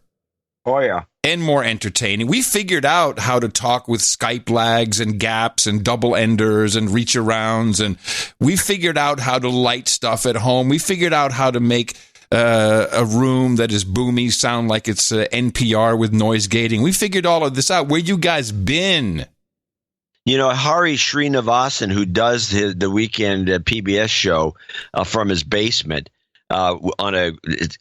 he's got his back wall keyed. It's not a green screen, but it's a key of some sort. And he's lit in such a way that I swear to God, you look at him and say, "Oh my God, he looks like Boris Karloff in a Frankenstein movie." He doesn't know how to light his own face. No, they have no idea. They're lost. Well, talking about that, here's a sound check. I've got a bunch of Bill Maher clips, but this one is under Bill Maher. This is the way his last show came out because he's doing it from his basement. Listen to the sound. Now, is this is he doing an actual sound check, or is this you? No. This is my sound check of his. This is the real on-the-air sound. Here we go. Here we go. Right. We are delighted to have the presidential candidate and independent senator from Vermont, Bernie Sanders, is with us, as he has been many times on our show, never under such circumstances. Bernie, you are a guy who has seen a lot of things. Where do you place this crisis in American history? Never in my lifetime, Bill. What we're looking at now is absolutely unprecedented. Wow, Bernie's mic sounds pretty good, actually. Actually, Bernie sounded pretty good, except he had some Skype breakup. Yeah. And here's, now we're going to go, and these are the Mar clips. This is Mar. But wait, and there's two of these clips. Apparently, somebody is at his residence violating the rules. Oh. And they adjusted his mic because now his sound sounds pretty decent. Somebody at the studio, was wherever they're mixing this thing, said, "Oh my God, Bill, can you go on on Mars mic and fix it, move his lav somewhere?" And so now he actually sounds reasonably okay. And I know he didn't do the adjustment, but let's go and play this clip. Which one is it? This would be the Mar on aid from Trump, which really irked me. I find one of the most... Oh, no, stop. I can tell you exactly what happened. He had a lav on, but the sound card selected the internal microphone instead of the lav or whatever. That's exactly what happened. Yeah, on the laptop or whatever it was on. Yeah. Yes, you're right. That's exactly what happened. Every podcaster knows. But no, not the pros. I find one of the most galling parts of this is that the president is favoring certain states over the others. Governors who are nice to him, as he calls it, get a lot of attention and all the equipment they want. To me, this is even more of an impeachable offense than what he did with Ukraine or Russia. How do you stop a president who is blatantly not the president of every state equally? How do you stop a president who sends aid to Florida, for example, because he likes the governor there, but not here to California or Illinois or Massachusetts? Lie. It is literally beyond comprehension. People are not stupid anymore. They see through this stuff, you know. What's that big ship in California?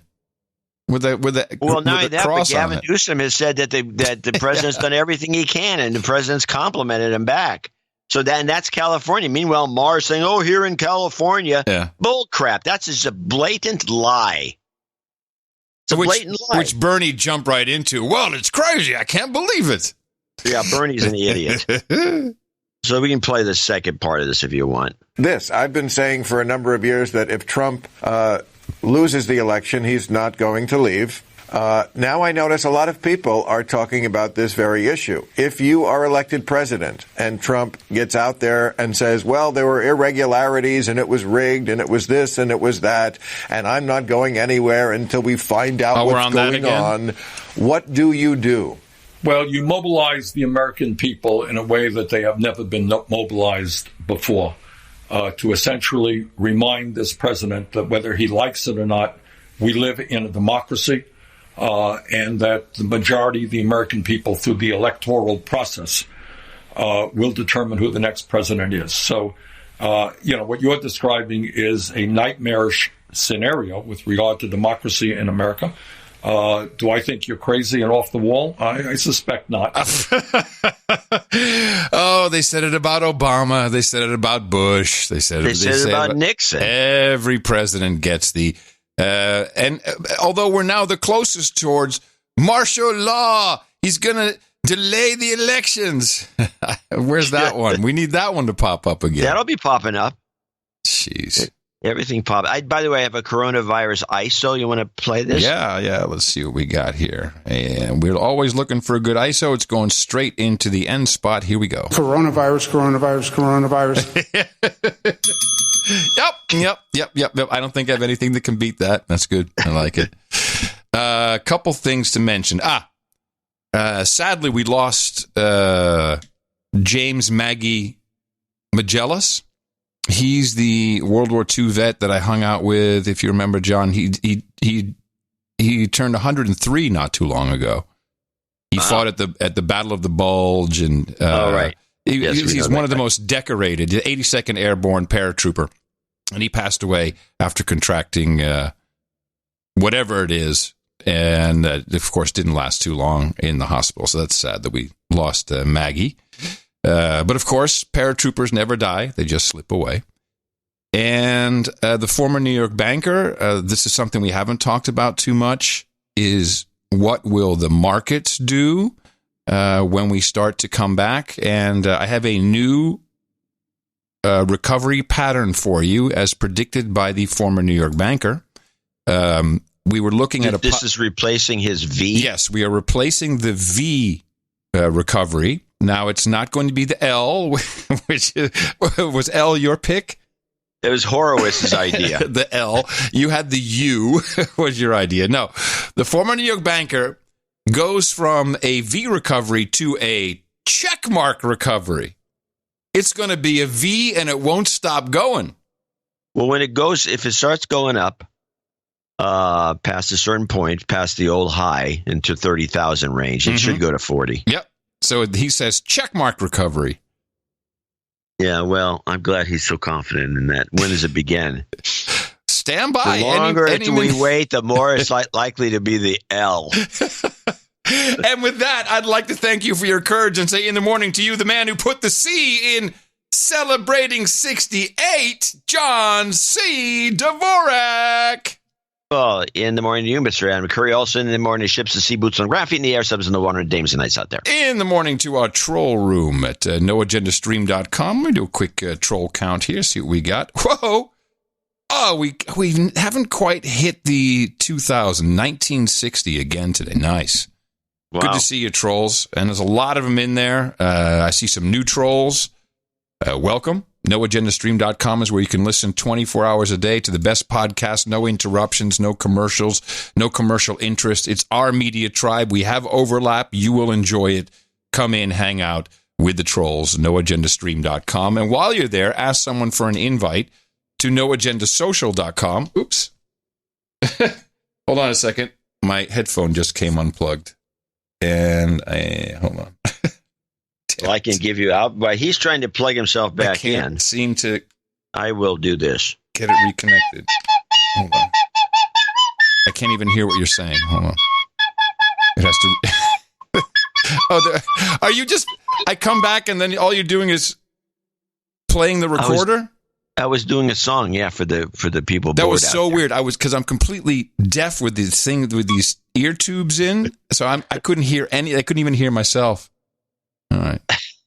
Anyway, I was going to say, get yourself an invite to noagendasocial.com. Of course, anyone can interact with it through any federated Mastodon system, which includes bigger outfits like Gab, and Twitter can't be far behind, trust me.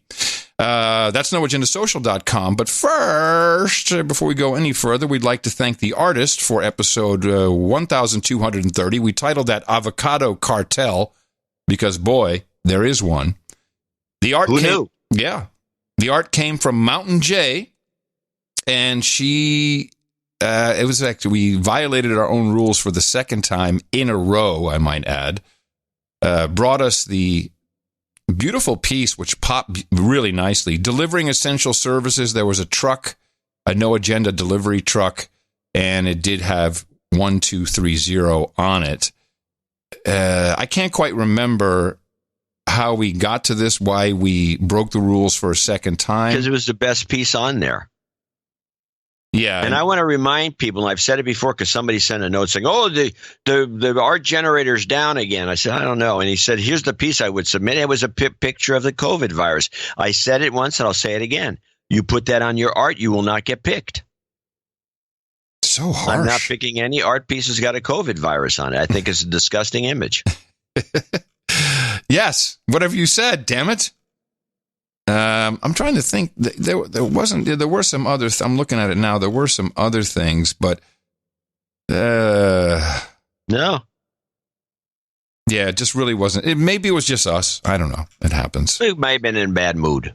No, I think we were pretty happy with the mood overall, and seeing from the content of some of the donation notes, people seem to be happy with the work we're performing. Yeah, with what we're doing. We're doing a yeoman's job. So supporting the mental health of the listeners. Now I want to thank Mountain Jay and all of our artists. Again, noagendaartgenerator.com, where you should be able to upload. I think Paul Couture, Sir Paul, has got most of the bugs fixed.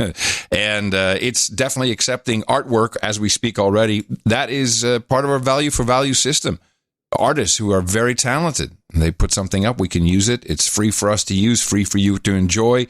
It can get added to noagendashop.com for different goodies, which benefits the artist, the shop, and the show.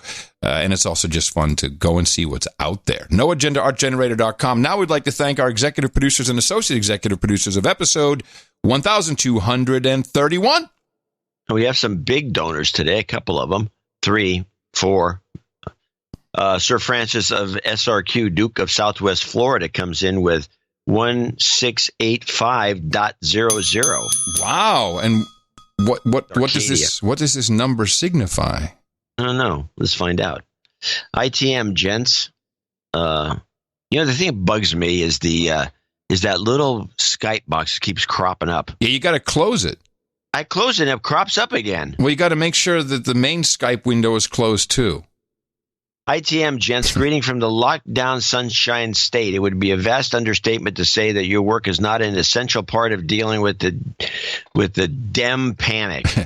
My donation today will elevate me to Duke.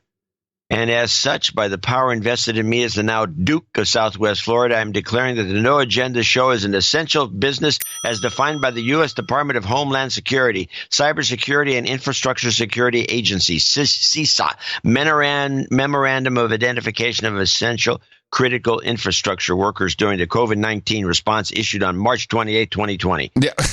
I believe that the media services is in that list. I need a certificate. So we can show to the business card, like, hey, look. Yeah, podcaster. Good to go, podcaster. Sir. It's good to go. Yes, sir. Podcaster, let him through. Let him through the podcaster. Podcaster, let him through. Let him go. Podcaster on the way, and through you go.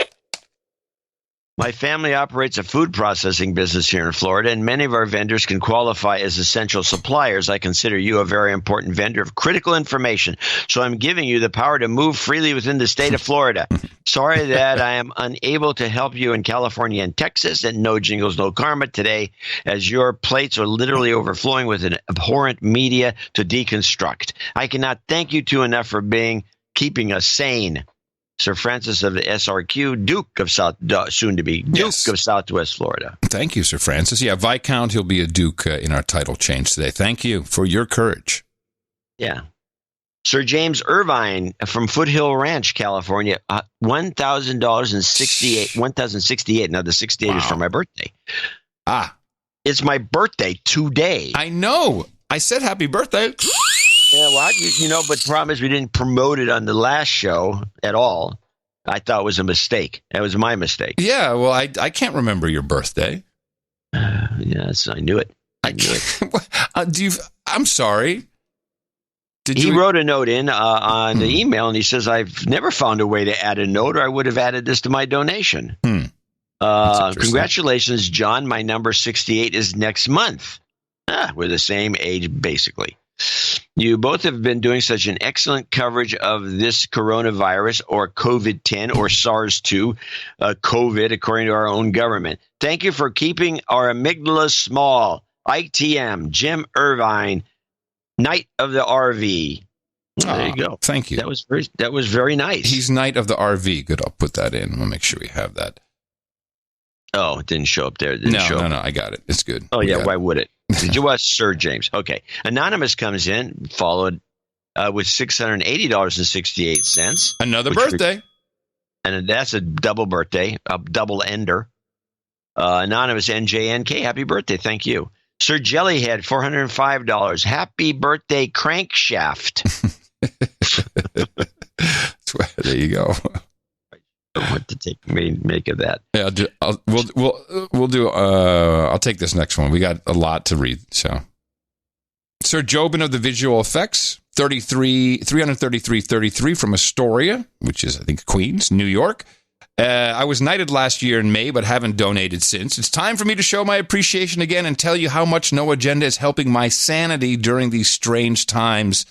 Living in New York during the lockdown is awesome. I went biking down Fifth Avenue at rush hour last week, and the streets were empty. This crisis has made New York a livable city. Can I ask for baby-making karma? If this works, it'll be a lot cheaper than all the treatment we went through so far without any luck. Can I also get the John's While My Chair Gently Squeaks song at the end of the show? Actually, we have a lot of end-of-show ditties to play, all coronavirus-related, so I do have an excerpt for you, which I will gladly play now. Thanks for everything you do. Long live the No Agenda. Sir Jobin of the visual effects, and I think we should give him that baby-making karma because we might have some luck with that. I tune in to hear the best media deconstruction while the Dvorak chair gently squeaks. You've got karma. And here comes Sir Cal of Lavender Blossoms in Northville, Michigan, $333.33 ITM. Folks, please stay strong and healthy so you can help me, help us, help me, so you can help with our sanity. Could you also please broadcast our coupon code again? And it's ITM. As I see lots of support from the No Agenda community, thank you for that. CalLavenderBlossoms.org. Sir Cal and the team. Jason D. Howard from Pittsburgh, Pennsylvania, $333.23. ITM, says Jason, I'm trying to keep this short and sweet so you can get back to some more good stuff. I just want to say I really appreciate your independent and brutally honest analysis as well as your courage during these interesting times. Notice people like to say interesting times. Please accept this small value-for-value donation of $333.23. On a side note, I believe this donation will permit me into your night realm. Presuming that is the case, I would like to be addressed as Sir Howitzer henceforth. Can you please supply the sirs and dames some scorching hot wings and fresh vitamin D milk to wash it all down? In terms of musical entertainment, I hope to hear another personally selected jingle from Sir Adam, and also please provide some positive karma to my family as well as my own smoking hot keeper who is dealing with a lot of unnecessary drama. All the best to you and yours, Sir Howitzer. Yeah, I think we can do one of these full babies. Donald Trump, don't trust China. China is asshole. You've got karma. Now we have $333 from Robert Taylor. I just looked him up on the squirrel mail. I can't find this note. If he has one, he's going to have to send it in later. We'd appreciate it. I looked up the Taylors, and all I got was a happy birthday wishes from a Lori Taylor, who happens to be, it was an animated happy birthday from the Umpqua Bank, actually. So just take a look real quick. What's his name? Sure, give it a shot. What's his first name? Robert Taylor, Taylor. Nope, got nothing. Sorry. Sir Kevin Strange in Norwich, Norfolk, UK, 333. Thank you both for your courage and service. The last few weeks of the show have been outstanding. The critical thinking skills you helped me develop over the years have kept me both calm and prepared during this time of media-fueled crisis. Hence, my value-for-value donation before all my money is worthless due to hyperinflation, which, of course, is not going to happen. Nope. I now speculate that Kung Flu is either a malicious lie propagated by the government so they can overreach on the stupid slaves to achieve their totalitarian tiptoe to the New World Order. Universal basic income and sovereign sky space-based digital cryptocurrency. An incompetent government overreaction to new tests, and they believe their own computer modelers BS because it suits their own money and power grab. Hold on, stop here. While that all may be true, it's not this time around. Big things happen, they take little steps. The other speculation, a Chinese bioengineered weapon that has the LNS strains as well as the same 3 to 6 month average incubation period of HIV/AIDS without drugs. That governments know will have devastating effects on the masses in 1 to 4 months' time, which is why they are preparing emergency hospitals and militarized police state lockdown. I am hoping for option 2. Not me. It doesn't sound good. Yes. Well, hey, you know, we have this is a listener that. Okay, let's go with his last point. Boots on the ground info from the UK. My RAF reservist friend received a letter asking him to sign up for 6 months' work and was in a briefing this week at a local airbase. My scout leader friend has been called up to the Army Reserves to help with Norwich the Norwich airport being turned into an overspill hospital. Cheers. And his name is, of course, Sir Kevin Strange. Now surrender, Baron of the GPU. I will mention that we have a friend who works in the National Health Services in the UK, and she reports back that there's nothing going on in her hospital. Yeah, I got a number of those from the UK as well. And I would like to point out, I got a really nasty email from someone. It's probably not a good idea right at this very moment to say the following to someone you're trying to hit in the mouth. If you say to them, they've got all the answers, they've got the best information, they break it all down, be careful with setting these people's expectations, because they come into the show and then hear something like this, and people don't get the humor right away, and they get very mad and think they've been duped into listening to some whack job show. I literally had someone say, how come you didn't do good information on the last show? You went through all the theories and people hate me for turning them on to the show. So, well, if they can't hear that we're running through theories and we said that quite clearly, then, yeah. So just be careful with how you present it to people, because people are very skittish. People are anxious, very anxious, anticipatory. The best mode to get people into the show is to lock them in the car, drive them in long distances over and over again, and make them listen to the show on the radio because you like it. Yeah, then they maybe pick it up and realize that some of the stuff we do is we're not gloom and doomers by our natures. No. And so we will reflect that mostly in our coverage. So with humor, we have humor. There's humor. We got humor. Got humor, stuff like that. So Sir Kevin Strange will become a. He's a title change. No, he's just a baron. He's a baron. He goes from baronet to baron today. Okay, great. Thank you. And he's now surrender.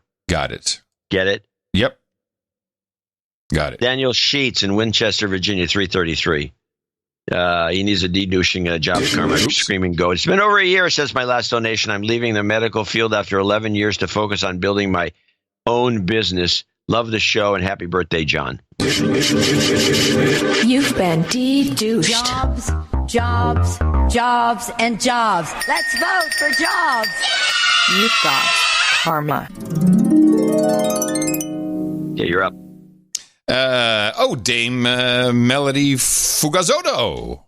And she, who knows where she is. The family has been torn apart because of the coronavirus.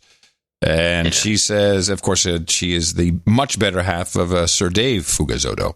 I am new at this compared to my better half. He donates on his own, so this is from me and Dame Isabella. Sorry we missed the meetup last weekend. Please de-douche me, ? XOXO, you bet. You've been de-douched. That's so kind, Melody. Thank you. Dame Melody Fugazotto, everybody. And Dame Isabella, so we'll put them both in the credits. And she gave $333. Thank you so much. Very, very kind. Janosch Moser from Deutschland, Germany, appears, $300.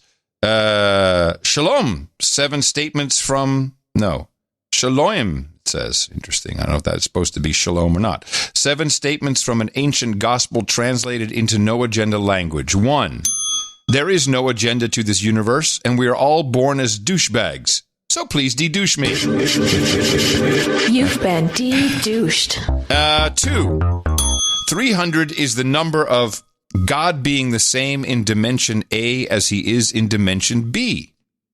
3, Adam is the origin, and John reveals the end of it all. Ooh, that's a good one. I like that.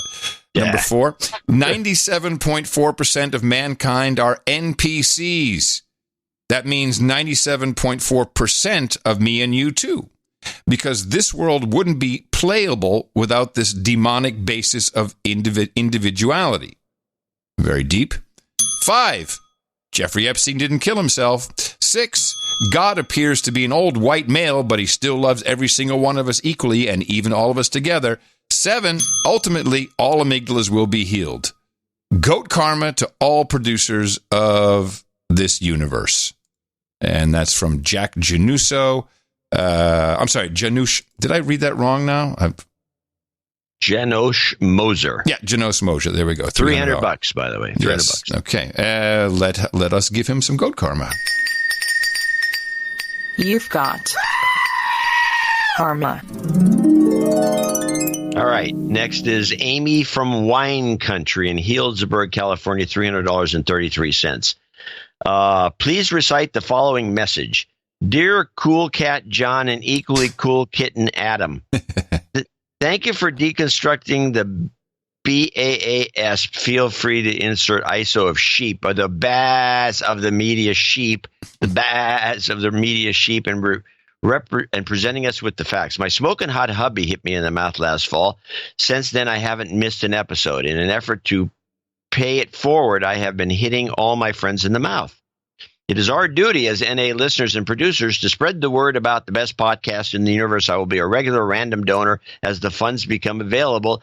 As I have my sights set on damehood, I kindly request continued job karma for both me and my husband and myself. We work in the wine country and have weathered 2 fires, a flood, and now this COVID-19 craziness. Please give me a de-douching. You've been de-douched. Now, to make Adam's life miserable, she does have some jingle requests. Luckily, they're not outrageous. One of them is "Don't Eat Me, Bojiden," and which is the little girl one. And then Klobuchar's "Pretty Good," and followed by "That's True," which I could actually do if I was just going to ad-lib the whole thing. Well, so you got... Yeah, no need to ad-lib, and it's a jobs karma, correct? Yes. Don't eat me, Bojiden. You're scary. So scary. I think that sounds pretty good. That's true. Jobs, jobs, jobs, and jobs. Let's vote for jobs. You've got karma. And that's how it's done. Yes. We move down to the associate executive producers. You can take the first one. Yeah, Jack Januso from Glendale, California, also paying tribute to my partner in crime with a $268.32. Happy 68th birthday to John and 32nd to myself, he says. It's time for my yearly donation and no agenda. I'm inching closer to my knighthood. I wanted to contribute as boots on the ground report that runs a little contrary to Thursday's report that digital ad sales are down. Aha! Here we go. There you go. I work for an Omnicom agency in California. It's my old stomping ground, Omnicom. The client account I'm on is one of the 4 big tech companies.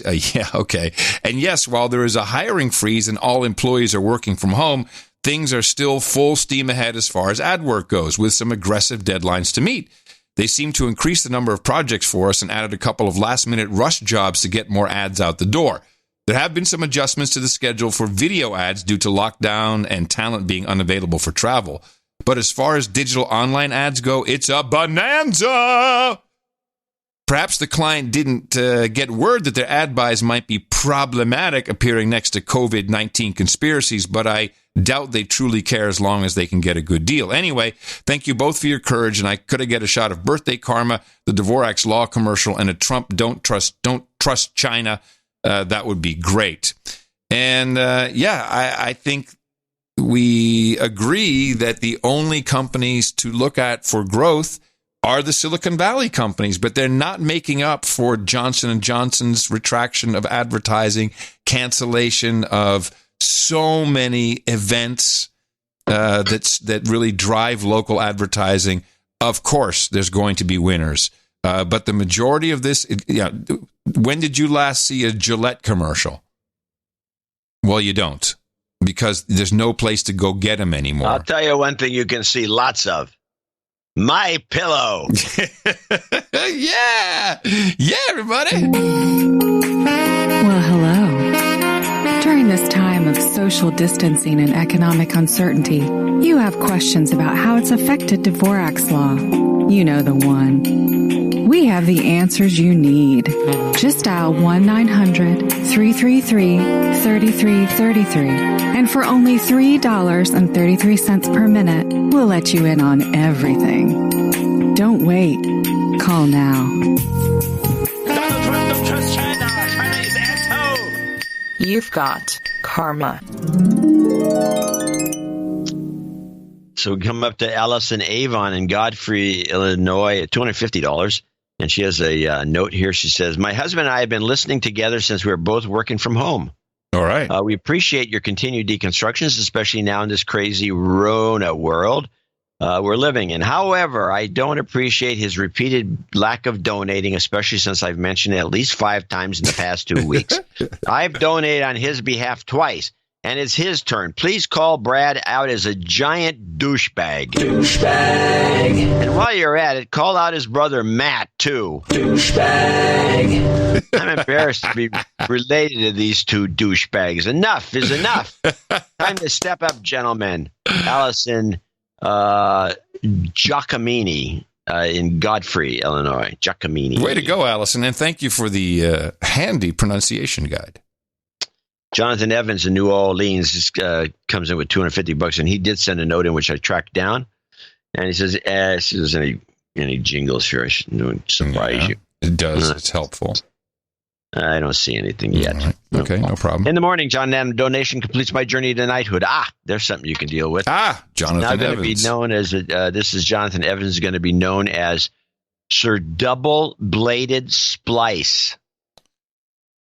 Sir Double Bladed Spice. Excellent. Splice. Yeah. Splice. Like Old Splice. So I wonder what that refers to. Old Spice, but it's Splice. I discovered the show about 2 years ago and was immediately hooked, even though I managed to hit my smoking hot girlfriend in the mouth so hard, in fact, that she's often listened to the new episodes before I have. Even managed to hit her, okay. I work primarily as a film editor in the TV industry. About 6 months after discovering the show, I landed a gig shooting satellite news interviews for cable. CNN, MSNBC, Fox. He's working on one of those independent operations, I'm sure. I've even had a couple of interviews I shot, played on No Agenda. Wow. Most recently of James Carville clip from a month or two ago about a Democratic primaries. This firsthand experience working in the media in tandem with the expert analysis found on the best podcast in the universe has made for a very interesting education. I'll bet it has. Yeah. He's not working.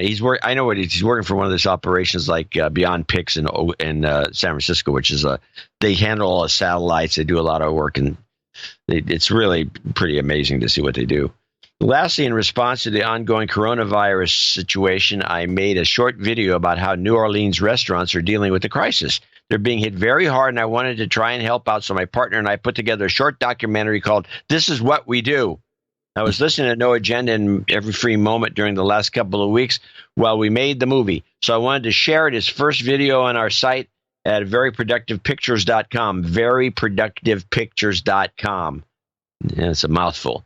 If you'd like to watch it, there's also a YouTube link below. Happy birthday to John, and thank you for all you do. Can I get some Jobs Karma for the commentary and some, okay, you need some Jobs Karma for the community and some Coke Zero for the roundtable. Okay, Coke Zero it is. Jobs, and jobs. Let's vote for jobs. You've got karma. All right, you're up. Just Coke Zero, huh? That's it? No Coke. Just Coke Zero. No Coke Zero. You just have that and you drop, so it doesn't matter. Then we go to Lou Stemler. Double birthday, April 2nd. Oh, and he sent $250 from St. Louis, Missouri. April 2nd, a.k.a. Thursday. So I guess just missed the cutoff. It's both my and my smoking hot sweetheart's birthday. Sarah Wilson turns an incredibly sexy 60 today. And he says, sending longer email and jingles, but just in case, thanks for your amygdala What is this word? Amelioration. It's not so easy when you're trying it. I did get an email from Lou. And so he said, Sarah Wilson turned 60, had to postpone our Jamaican celebration trip, but I figure celebrating with no agenda is the next best thing. Yes. And I humbly request jobs karma for my son Rob, who recently graduated summa cum laude with his bachelor's in business. And jingle request Monsanto, It's Science by Dr. Kiki and any Reverend Al. And, of course, the jobs karma. Here you go. Thank you very much, Lou. Monsanto. Shut up already. It's science. RESPICT. Jobs, jobs, jobs, and jobs. Let's vote for jobs. You've got karma. Sir Jason, Knight of the River Rouge in Redford, Michigan, 23112. Hi, John and Adam. I would like to donate this to make my wife, Mary Guillette, an associate executive producer for show 1231. Please make a note. Yep. With my donation since 2015, this should also qualify her for a damehood. Wow. My accounting will be sent via email to John. She shall be known as Dame Mary, Dame of the River Rouge, as my name is Sir Jason, Knight of the River Rouge. We live in Redford, Michigan, all by the River Rouge. No kidding. I'm sensing a theme. We would like some karma for this time of trouble. Thanks for everything, Sir Jason, and soon to be Dame Mary. Yeah, looking forward to Dame Mary. Nothing for the round table? No orders? No nothing? No, doesn't look right. Well, then I will throw in some goat for you right here. You've got karma. Goats ahoy! Brett Albert in San Ramon, California, 22920. Dearest John and Adam, jingles, please. Hey, you elites. China is asshole. Hey, you elites. Hey, you elites. I don't know. Hey, you elites. I think you're going to have to do that one on the fly. I don't think we have anything good. Hey, you elites. Maybe we should just try it. Hey, you elites. Hey, you elites. Elites. Yes. China's asshole. Yeah. That's true, little girl, yay, and health karma for the world, even though it feels a lot like hype for a single serving of bat. I have been listening for almost 2 years, and this is my first donation. Please de-douche me. You got it. You've been de-douched.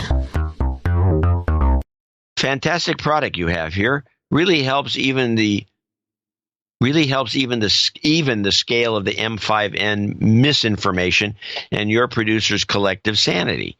Thank you for all the hard work and dedication you put into this. Quickly became my favorite podcast until Dvorak revealed his fave, The Common Sense Show. Stop promoting other podcasts, John. Adam, great work on the JRE. And to the lady doing animated No Agenda, that's Jennifer Buchanan, phenomenal.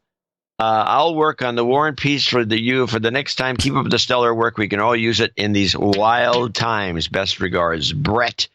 San Ramon. Thank you very much, Brett. And yes, Dame Jennifer deserves a lot of kudos. That last one was good that she did. I enjoyed it. As short, sweet, and right to the point. All right, here we go. Your jingles. Hey, you elites! Donald Trump don't trust China. China is asshole. That's true. Yay! Jobs, jobs, jobs, and jobs. Let's vote for jobs. You've got karma. You're up. We are at Sir Tristan Banning, Toronto, Ontario, $200.68. Recognizing, John, your birthday. In the morning, gents, I generally don't write long notes, just make some witty rejoinder. But I wanted to say thank you for your analysis during this very unusual time. It is helping bring a level of calm that is completely lacking anywhere else. I'm making this donation on behalf of my smoking hot person, Holly Dunbar. My smoking hot person? Hey, you person. Holly Dunbar, as we've been listening while on lockdown, it's been helping us stay sane. May I request some jobs karma for every No Agenda producer who may be in need of it? Keep fighting the good fight. Thank you, Sir Tristan Banning, Toronto, Scandinavia. And it was jobs karma, yes. Jobs, jobs, jobs, and jobs. Let's vote for jobs. You've got karma. Now I have Catherine Richardson in Albuquerque, New Mexico, and I looked up Richardson. I don't have anything except for the former Scott Richardson from a month ago. Mm-hmm. So I don't know exactly what's going on here. So I have nothing. So, Catherine, if you have something to say, you want to say something, send us a note and we'll read it in the next show. And that is our list of associate executive producers and executive producers for show 1231. I want to thank each and every one of them supporting the show and wishing me a happy birthday. I appreciate that more than anything. Yeah, and did you you didn't have a specific donation amount this time, which I thought was interesting that you did that. So did people make up their own? Yeah, we got a lot of 68s, I see. Oh, holy crap. People love you, man. This is the 68 was a specific donation amount. Fantastic. Well, I can't wait to thank those people in our second donation. And of course, it's the part of the note you wrote. Oh, that's why I didn't remember it. I sent that off last year. I said, here. You did it last year too. You do it every year. Every year for next year. See, I'm so on the ball. Thank you to our executive producers and associate executive producers. You can proudly display that title anywhere you want to, but please do it where it makes sense, where credits are recognized or appreciated. Certainly on job profiles such as LinkedIn, it does seem to have some success. You can say you are the proud associate or executive producer, associate executive or producer of the No Agenda Show, episode 1231. You could be one of those for 1232. That'll be our Thursday show. Please go and support us right now at Dvorak.org/NA. Well, we know one thing for sure. It's going to be test or cured. Our formula is this. We go out, we hit people in the mouth.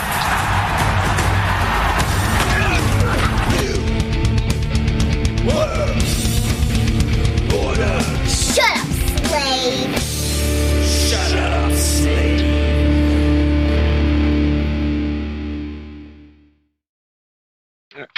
All right. I got a note here. It's kind of just an interesting aside from, looks like I would just call him Matt or Matthew. ITM boys, I thank you on the social medias. I just wanted to send you a quick note about how the economy is affecting the trash business. Yes, this was a very good note. Yes, keep in mind, we will not read the end of the note. No, as requested. This anecdote, it was just going straight into the novel. Keep in mind, it does need to be published sometime. Yes, that was some good info. Because it makes nothing but sense. It makes nothing but sense. I wish I could say what it was. No. Keep in mind, I don't work for the government, but one of the large trash companies at a local division in Kalamazoo, Michigan, probably Waste Management. Mm-hmm. Or one might of be. One might be. We are a subscription service with a few municipal contracts. There is 3 different lines of business: industrial, commercial, and residential. I've worked in residential for 13 years. The industry line is losing accounts due to some factories and all the construction being deemed not essential. So there's an interesting little stock market play. They're going to have lesser earnings. Restaurants only, all the garbage companies. Hey, I know. I'm going to bet. I'm going to bet some company is not going to do well right now. Yeah, that's a stock tip. Restaurants. Oh, yes, it is. Restaurants only doing carryout, and some stores not even open as cut into the commercial. Those 2 lines of business have lost 40%. Residential has lost 4,000 accounts due to people not paying the bill in the last few weeks. Yeah, you don't Residents, think about that. What are they doing with the garbage? There's 65,000 customers. This all has to lead to cut hours. Residential has 3 types of products: trash, recycle, and yard waste. That's what we have too. Yard waste was supposed to start April 1st for the season, but deemed not essential. Thus, trash drivers with automated trucks were told not to touch the trash unless they absolutely necessary. Recycle sorting center was shut down because they don't want the sorters touching the recycling. Jeez, most well probably be put out in the land. Oh yeah. Oh, here's what he says: most of your recycling into the landfill. No. Thanks for the thought. No. I can't believe that. He says, bag your trash and don't speed around as by the way, call me a garbage man, not a sanitation engineer. All right. Yeah, I like it. Well, we'll just keep it a G-men. But you don't think about how these companies have troubles too. You just see the garbage guys show up, you're like, oh, that's great, here they are, woo, good to go. But no, they've got. How about the wedding industry? Annihilated. How about Jay? I mean, has she? I'm sure she's already got to push it off to October. Yeah, you can't do it anymore. And that's florists, that's bakeries, that's entertainment, obviously hospitality, hotel. Clothing, it's just, you have no idea. I'm even skeptical that this country can stay closed until the end of April. I'm really skeptical. Something has to happen. This is going to be so epic, such an epic meltdown. Well, I mean, Korea didn't stay closed. Korea took the approach, and I think they're trying to trick us into thinking, well, we were wrong at first, and we changed our minds about mouth covering. No, it's going to be the testing. You're going to have a test, and if you've already had it, if you have the antibody, you're good to go. Yeah, well, that test is I'll see that when I believe it.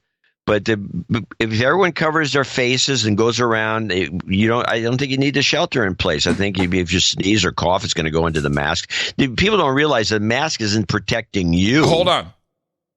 This was finally put into context and understanding yesterday by the Surgeon General, Jerome Adams, who talks a bit like Mike Tyson. Have you noticed that? He talks a bit like Mike Tyson. You got your Mike Tyson. You're working on it. I'm working on it. So he did something that I despise. He unpacked for us. Let me unpack the mask issue. This is it's 2 minutes. The whole bit was 5. It's more than 2 minutes for the guy to explain why they've been so confusing with the mask. So before you and I jump into telling people what it is or isn't, let's listen to the man who's supposed to be authorized so he can unpack it. I want to unpack the evolution of our guidance on masks because it has been confusing to the American people. First of all, I want people to... Actually, it should have been, let's pump the brakes and unpack this. No, pump the brakes. He sounds a little like Gates, too, at the beginning. Oh, he does, yeah. I want to unpack this and... Have my Mike Tyson. The evolution of our guidance on masks because it has been confusing to the American people. First of all, I want people to understand that the CDC, the World Health Organization, my office, and most public health and health organizations and professionals originally recommended against the general public wearing masks because based on the best evidence available at the time, it was not deemed that would have a significant impact on whether or not a healthy person wearing a mask would contract COVID-19. We have always recommended that symptomatic people wear a mask because if you're coughing, if you have a fever, if you're symptomatic, you could transmit disease to other people. What has changed in our recommendation? Well, it's important to know that we now know from recent studies that a significant portion of individuals with coronavirus lack symptoms. They're what we call asymptomatic. And that even those who eventually become pre-symptomatic, meaning that they will develop symptoms in the future, can transmit the virus to others before they show symptoms. This means that the virus can spread between people interacting in close proximity. For example, coughing, speaking, or sneezing, even if those people were not exhibiting symptoms. In light of this new evidence, CDC recommends and the task force recommends wearing cloth face coverings in public settings where other social distancing measures are difficult to maintain. These include places like grocery stores and pharmacies. As the president also mentioned, cloth face coverings fashioned from household items or made at home from common materials at low cost can be used as an additional voluntary public health measure. This recommendation complements and does not replace the president's coronavirus guidelines for America, 30 days to slow the spread, which remains the cornerstone of our national effort to slow the spread of the virus. CDC is always looking at the data. We've told you that from the beginning. Dr. Birx says it every single press conference. We're looking at the data. We're evolving our recommendations, and new recommendations will come as the evidence dictates. If you choose to wear a face covering, please leave the N95 mask the medical supplies for the medical professionals, healthcare workers, and frontline workers. Know that this is not a substitute for social distancing. And remember, this is all about me protecting you and you protecting me.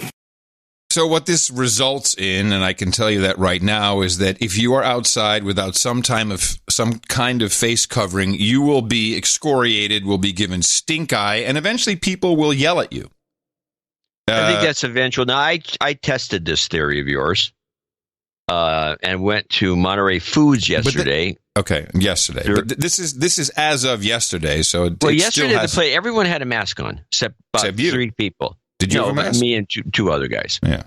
And I didn't notice any of this stink eye. Nobody cared. We went to, it's happening. It's going to happen. Well, apparently our Grand Duke, Dave Foley, had this problem. Well, I went to Costco.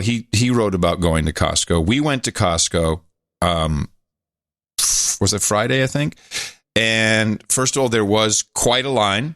They had the markers for 6 feet. And we're standing behind. Now, everyone in the line, except for the keeper and I, is a zombie. They're all on their phone. And, they like from some peripheral vision, they see the person in front of them has moved up, and then they'll eventually slowly move. So it's, no one's paying attention. So there's big gaps. You say something. It's like, hey, excuse me, could you move up? They just said 20 feet now, so I'm trying to keep extra distance. It's like, would you please not just spout off stuff like that? People are going to get very annoyed with each other, and it will be an issue. If you do not have your face covered with something in public, people are going to start giving you stink eye. It's going to happen. Especially since Trump said he's not going to wear one. It's voluntary. I'm not wearing one. So if you don't wear a mask, you're a Trump lover. Might as well wear a MAGA hat. Orange! Exactly. Now, this does leave room, since it can be any type of covering, it does leave room for No Agenda Shop to create some kick-ass No Agenda face masks. Yeah. With something that would has a message on it. Yeah, a message and some extra confusing bits for facial recognition, for the tracking. Put some extra stuff on there that'll confuse the facial recognition. MAGA masks. I had a "Why We Now Wear a Mask" clip that's maybe a little different because it's got something going on in it. Let's play this clip. Good morning. We know we're supposed to keep 6 feet between each other when we're out of the house. And, of course, that's right. We've known for weeks, wash our hands. Tell us now about covering our faces. Well, the CDC says that what scientists know now, given recent studies, is that a lot of people with coronavirus lack symptoms, or they have only mild symptoms, and they can transmit the virus. So this means if an infected person goes out and interacts in close quarters with others, they can unknowingly spread it. One person who pushed to make this change, recommending broader use of masks, is the former FDA Commissioner Scott Gottlieb. So if you're a person who has the coronavirus and you're mildly symptomatic, you don't think you're sick, or you're asymptomatic and don't even know that you have symptoms at all. If you're asymptomatic, you don't have symptoms. That's what the word means. Yeah, did you hear Go ahead. If you're asymptomatic, you don't have symptoms at all. That's the point. But he says if you're asymptomatic and don't know you have symptoms, no. You're not using the word right. So this is the guy who pushed the masks on the public. This is an NPR report, by the way. Of course. This is the guy who pushed the masks onto the public, and he doesn't even know what asymptomatic means. Well, did you hear? So, okay. Did you hear our Surgeon General? He said he was talking about people who are pre-symptomatic. What the hell category is that? What does that mean? So you have it. We're all pre-symptomatic. Thank you. That was my point. We're all pre-symptomatic. It's like being pre-dead. Yeah. We're pre-deceased over here. Pre-symptomatic. Do you ever get the idea they really just don't know what they're doing at all? It's like, whatever. There are elements of that. Well, yes. let's take it around the globe. Let's check out what's going on in some other countries. I would like to start with the Scandinavia. This is the health minister of Ottawa. And she's all in on the program. She knows who to blame, who not to blame, and she knows exactly what we're gonna get, where it's all going. The most important thing that my colleague mentioned was that we don't rely on any one country's source of data. In fact, it's the World Health Organization that coordinates the data from all countries. Dr. Tam is a special advisor to the committee that's been working on the pandemic since the very early days. Dr. Bruce Aylward led the World Health Organization committee to China to do the investigation of what was happening, what they could determine on the ground in terms of China's capacity to have a full understanding of what was happening. There's no indication that the data that came out of China in terms of their infection rate and their death rate was falsified in any way. In fact, if you look at the death rate overall in China, it's much higher than the one we're seeing now. And so we rely on the World Health Organization to do this important work because, of course, we're all in this together. And I think one of the most important things to understand about this pandemic, this global pandemic, is that as long as coronavirus exists in one country, it exists in all of our countries, that we actually have to work collectively as a world now to defeat this virus, to find better ways to treat and then eventually prevent this virus through vaccination or other kinds of methods. And that's going to take everybody working together. Okay, so China, totally on the level, truthful, no problem, nothing to see here. Global problem, we are the world, we are the children, we all have to get together, and it's only going to get solved through vaccines. Have a nice one, Scandinavia. That's your health minister there in Ottawa. We hear very little from South America. Ecuador, not so good in Ecuador. Bodies are piling up on the streets in Ecuador. The country has a relatively small population, but one of... This is NPR. Yes, they're piling... Be quiet, John. How dare you speak against the NPRs? You cannot speaketh like that. Bodies are piling up on the streets in Ecuador. The country has a relatively small population, but one of the biggest outbreaks of COVID-19 in South America. There are more than 3,000 confirmed cases. About half of Ecuador's coronavirus cases have been registered in Guayaquil, overwhelming the city's hospitals. In addition, a nationwide curfew has hindered the work of ambulance drivers and undertakers. So, the bodies of people who have succumbed to COVID-19 and other illnesses often lie for days, wrapped in bed sheets and watched over by relatives. Bodies piled up in Ecuador. Now, my favorite clip comes from the Netherlands. And the Dutch, man, they love their movies. They just love the whole idea. They must be beside themselves. You can't go to the theater. No, I mean they love the pandemic movies. They love. Oh, I see what you're saying. Yes, life imitating art in this case. But we've had the drones on the beach, the little drone with a loudspeaker. Disperse, citizens, because we're up here on the dune with three of us. We can't go down there and tell you to disperse. No, we got to use the drone. So now they have something new. It drives around town in Amsterdam. It's the Corona Bus. And the Corona Bus makes announcements. Anyone can catch Corona. Corona does not discriminate. Stay at home. Only go out if you must. Always keep 1.5 meter distance. Obey the rules. You risk a fine of up to 400 euros per person if you don't. For more information, visit our website, amsterdam.nl/coronavirus. How dystopian is that?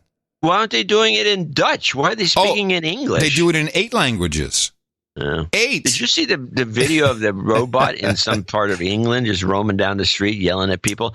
I think that was British humor. It was posted by. I thought it was hilarious. This dumb you mean the Dalek? Is what you're talking about? I don't remember. Yes, it's a Dalek from Doctor Who. Oh, or Daltek or Dalek, whatever those things are called. I don't watch Doctor Who. Yeah, the cops put it up there as a joke. No, good for them. I like the humor. Yeah. I don't know. Well, this Ecuador, I'm but I losing had some my reports. sense of humor. I had some national reports, and I ran out of room for the clips. I have a maximum of clips, and so I didn't go into the national. I'll bring those back for Thursday. Yeah, it's reports from all kinds of countries, but everybody's freaked out. What else do you got? I got a couple interesting things. I got first of all, this is an interesting. This is the Trump again from this one. The press conference. The last good. press conference was really good. Some good ones. Very entertaining. Lots of clips. And here he is explaining something we've talked about. Nobody else talks about it. Nobody's going to write about it. But we know that Trump is a neat freak. A germaphobe. Germaphobe, yeah. So he misses his face because he can't touch his face. And he washes his hands all the time. And apparently never liked shaking hands in the first place. And talks about it in this clip right here. Let's see if you can't find it. I got it. And some good things have happened. I mean, I don't know. There's one habit that, as you know, a lot of you have covered me a long time before I did this. I was never a big believer in shaking hands. But I decided if you don't shake hands, you're not going to be winning a lot of contests. Right now, I'm not sure you have to shake hands anymore. A couple of people have told me, Deborah, you told me, that if we didn't shake hands, the incidence of flu's a big deal also. And that flu might be cut down in half. Who knew that shaking hands was such a bad thing? I felt it. I mean, I always felt it. And, I was never to a point where I can't shake somebody's hand. I knew people like that, too, but there weren't too many of them. But when I ran for office, all of a sudden I'm shaking hundreds of hands. And if I don't, I wouldn't even be standing here. But I think that's a custom that maybe people don't have to. We have to get close together. We have to sit together at the stadiums. We have to sit next to each other and wrestle. All that stuff is going to happen. But I think the concept of shaking hands maybe is something that's going to be a little bit from the past. Let's see what happens. Maybe they'll go right back to shaking hands. My last question today. How about that? Yeah. He's jacked up about the possibility we won't shake be shaking anymore. hands. He likes that. Did you see He's really jacked up. a USA Today published a pretty interesting story?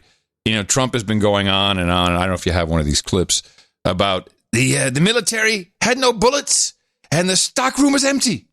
I didn't get that one. Well, he's said this quite a number of times that previous administrations raided the stockpile, and USA Today says, it's actually true. The Obama administration failed to replenish the federal stockpile of N95 masks after the H1N1 influenza outbreak in 2009. And nobody's reporting this. Well, it's the USA Today. It's whoever reads that. Okay, me. Well, okay, good for you. Yeah, so it's nice to see someone at least digging in. Wow. Yeah. Yeah, well, there you go. Well, we can crank these masks out, apparently. Well, yeah, not that. Yeah, just right. You can just put a scarf in front of your face. I don't think people realize that this is not the same as where you see Asian people. I'll just say Asians. But you see pictures of China and you see Chinese people with masks on. That's to keep the soot out. And they know that there's soot and all kinds of bull crap is going to be filtered through breathing that mask. With a virus, the chance that you're talking and hanging out somewhere, the virus sticks to the outside of your mask. You go home, take the mask off. It's on your fingers. You rub your eye, done. So it's not quite as simple as just, I've got a mask, I'm doing whatever. Well, again, the idea of the mask is to keep you from getting... Yes. You from getting other people sick. Should you be pre-symptomatic? Should you be pre-symptomatic like everyone else? That's why you feel good about not wearing a mask at the Chinese store 99 Ranch, because everybody's wearing a mask. So you go in there without a mask, nobody, I feel good because nobody's going to be coughing. Wow. And when the woman talked about Wuhan having higher numbers of death, we have to hearken back to when this thing first began over a month ago, more than a month ago, when you read the letter from our Wuhan man on the street who just berated the Chinese. I wish you could find that. Berated the Chinese in Wuhan specifically for spitting all the time, coughing without covering their mouths, and acting like the Wuhan Chinese act, according to him, which would spread things much faster than if everyone was covered up, which you might find in Hong Kong or elsewhere. It was a very nasty note that he wrote. Yeah, I'm trying to think if I had that. I don't know what that jingle was. That clip was. Yeah, it was a note. Yeah, you read it. Oh, okay. It was just a note. All right. Yeah, you read it. It was a thing. Let's go on with This was a good one. This was Trump talking about Joe Biden, because first he complimented Joe Biden for saying it was the right thing to do, which was to stop the flights from China. Then some reporter immediately chimes in, Joe Biden said he was criticizing you for this and that and the other thing. And then Trump goes a little bit behind the curtain. And I think this is should be appreciated by the public at large, because this is exactly what he says here is all going to be true. Joe Biden actually just attacked you in a tweet. I don't know if you have seen it. He just what? Attacked you. He just said. Well, he didn't write anything. Look, he has professionals from the Democrats Mr. President, writing. let me just read what he said. He said Donald Trump is not responsible for the coronavirus, but he is responsible for failing to prepare our nation to respond to it. How do you respond to that, sir? He didn't write that. That was done by a Democrat operative. He doesn't write. He's probably not even watching right now. And if he is, he doesn't understand what he's watching. But just so you understand, it was very nice what they wrote out. I don't know. They released it at a strange time. Sort of a strange time to release something like that. But he admitted I was right. And if you read the Federalist story, which most of you won't, because you don't want to, but you'd learn something. Because if it goes through a chart, times. I was early. Dr. Fauci, I don't think he's changed his mind, but he said it was a very important step when we stopped China from coming in from the specific area that was heavily infected. We'd have a whole different thing right now. So I don't really know what Joe Biden said. I don't really care. And again, I see every once in a while I'll say something, I'll make a speech, and then it'll be critiqued, and I'll get this beautiful, brilliant critique. Joe Biden didn't write that. Joe Biden didn't write that. He wished he did, but he didn't. Go ahead, please. Back. And you know what they're doing with Joe now? So they've still got him behind his little lectern in his living room, and then I have a voice announcing him, so he feels comfortable. Like, hey, Joe, it's almost like the real thing. It's almost like television. And they put an IFB in his ear, presumably to help him along as he screws up the prompter read. There's no control room that needs to speak to him, but oh no, he's got an IFB, the curly cord, and everything. Oh, geez. Just because. Well, I do have one Biden clip we might as well play, which is one of his little mini gaps. I don't know if it's old or new. I think it's fairly new because I think it's in in context of the bookshelves. But there's a lot more. For example, I think there's more we're going to have to do as we go down the line here. But we're going for example, additional checks to families should be conditions should be required. But I think there's a minimum of. Anyway, I won't go into all that. Let me just deal with your specific. It's so bad with Joe Biden that Joe Rogan said he would vote for Trump over Biden. Yes, Rogan is a notorious Democrat who would love to vote for Bernie. We know that, but well, a lot of people would love to vote for Bernie, but the Democrat Party is not going to put Bernie in there. He's not a Democrat. He's going to screw up the money flow. It's all that really matters. The down ballot's going to be bad enough as it is without no money. And so that's that. It's just simple.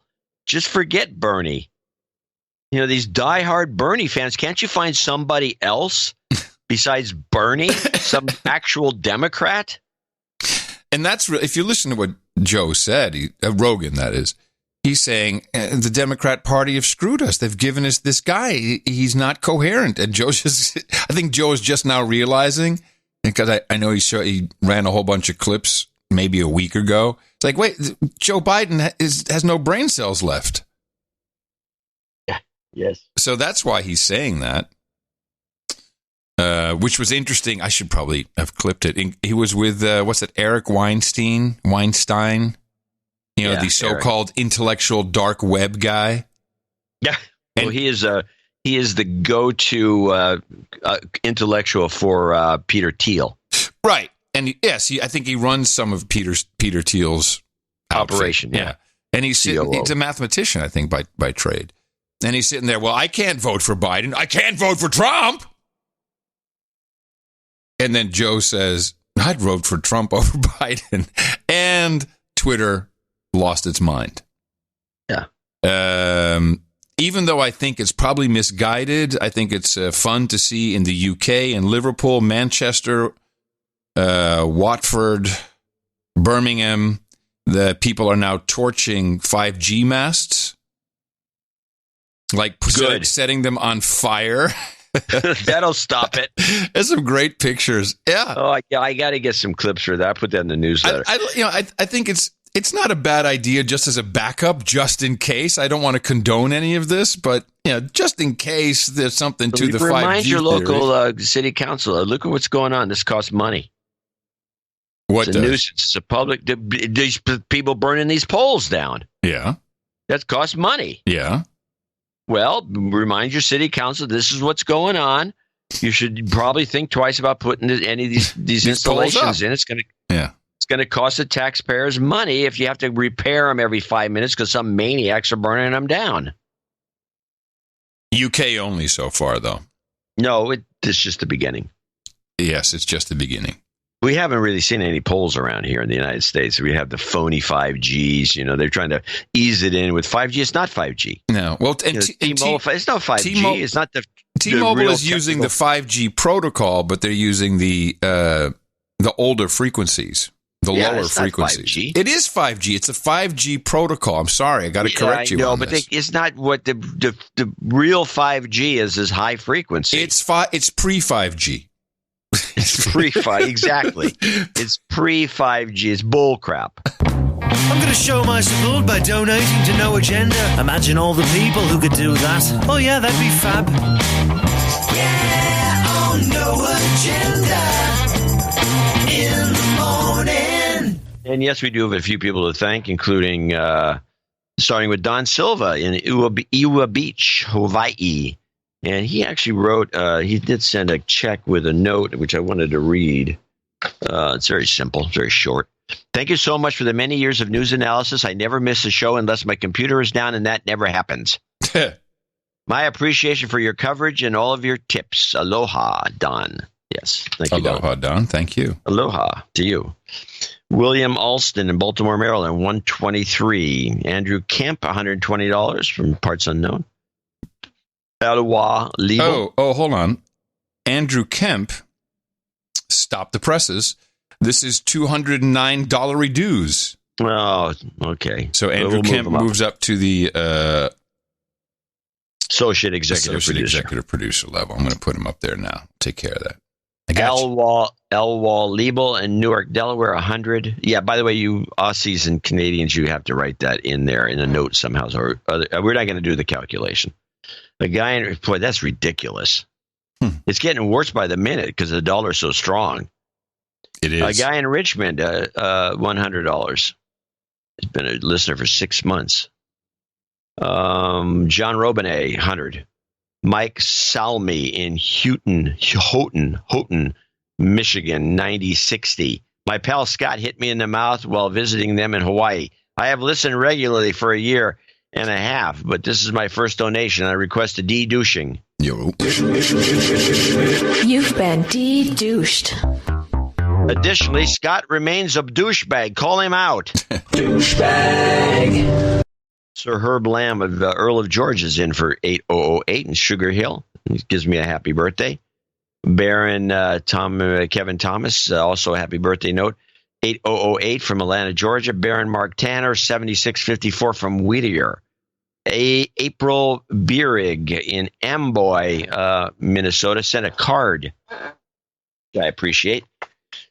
Cute little card. Dear John and Adam, I'm writing this wearing gloves to keep my favorite podcasters safe. Thank you. Thanks for the sanity. Thank you. Thank you for protecting us. Yeah, that was nice. Tara Reese in Urbana, Illinois. I do not have her note, and I should, but I don't. Urbana, I'll take care of that later. Jim Zukal in Beverly Hills, California, 6969. Lily Brown in Portland, Oregon has got a birthday she's doing it on behalf of her smoking hot boyfriend, Devin Warnock. 6969 has got a birthday. David Winchester, 69 in Tualatin. Do one better, you old fart from Chimwester from Tualatin. Pronounced Tualatin. Okay. Colin Ayers in Blissfield, Michigan. Happy birthday. And now we have the official birthday names. And if you would just read the names and locations, better you than me in this situation. Okay. And I would appreciate it. Okay. And if you want to grab any of the notes, let me know. Yeah. Bobby Scram? Goat karma at the end of the for him. I'm sorry? You get a little goat karma at the end for him. For Bobby? Okay. Yeah. He's in Dubuque, Iowa. 68 for John's birthday. Dame Nation from the Cascadia Subduction Zone. It was an anonymous Dane. Aaron Groen, or Green, depending how you want to say it, Omaha, Nebraska. We have Mark M., Arvada, Colorado. Chris Roald Tengsdal in Norway. Kristianstad. Ray Jacobson in Ashland, Virginia. Christopher Pauly in Verona, Wisconsin. Sir John Knowles, Baron of Murfreesboro, Tennessee, $68 for John's birthday. John Schumann in Madison, Wisconsin. Ned from Trinidad and Tobago. Hello, Trinidad and Tobago, Freeport. Sir Craig Porter, Portland, Oregon. Dominique Gobel in Calgary, Alberta. Christopher Kessler in Marshfield, Wisconsin. Sir Dave Fugazzotto, Duke of America's Heartland and the Arabian Peninsula, of course, checking in as we'd expect him to. Thank you, Sir Dave. Nicola Hanna, Mount Vernon, Ohio. Darren O'Neill. Hey, is that the very own Darren O, who says, happy birthday, JCD. I hope you have a great day on lockdown. Please add me to the birthday list as well. I will be the big 5-0 on Wednesday. Podcasters don't get older. We only get better. Darren O'Neill, of course. Darren does pre-stream for the show, does so much. Lots of artwork. Alistair Jeffs from San Carlos, Virginia. Callan Nistor, Northville, Michigan. No stranger to the show. Happy birthday, JCD. Josh Mandel from Greenville, South Carolina. Happy birthday to John, and a birthday call out for his 40th on April 8th on the list, Sir Josh. Sir Hank, Duke of New York from Kew Gardens, New York. Randall Curry, no relation. Bo Fazio in Thibodaux, Iowa, $68. Kenneth Lieberman Jr. in San Diego, California. Sir Patrick Coble, the Baron of Tennessee. I think he's Duke of the South by now, but and he says, Merry birthday, sir. Sorry for the delay in my last donation. Since the Delray Beach meetup, a couple clients are doing cost containment and let me go, and some others are booming with secure remote access, ruling things with Citrix and VMware. Jobs karma if you can. Put that at the end for you, Sir Patrick.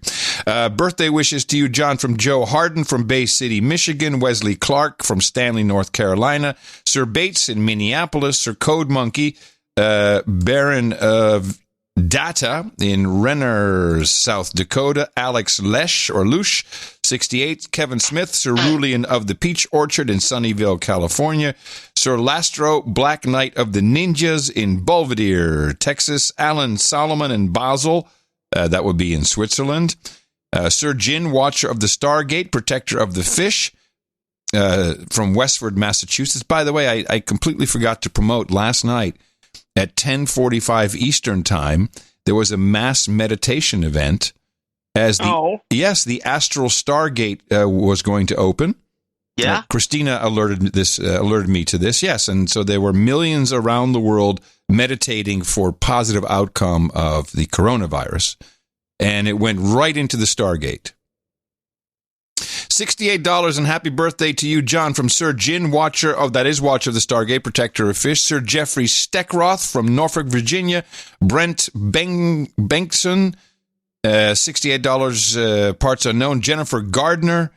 David Hominy from Broken Arrow, Oklahoma. Dan During in Eolia, Missouri. We have a call out on David Hominy. You're right. Been listening ever since my old buddy Joe, a.k.a. Earl Walkman, punched me in the mouth, we say hit, and called me a douchebag twice. Can I get a de-douching, yes?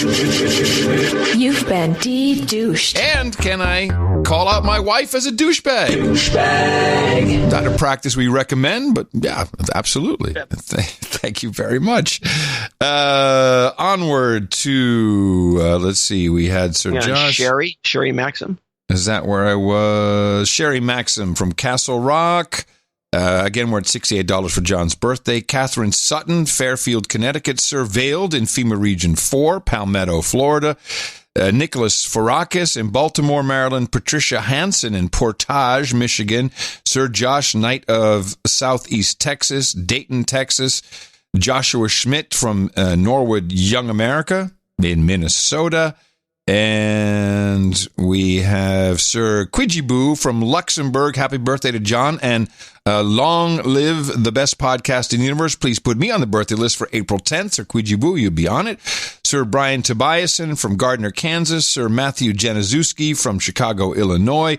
And those are our 68s. We have one straggler here, Chuck D. from Mesa, Arizona.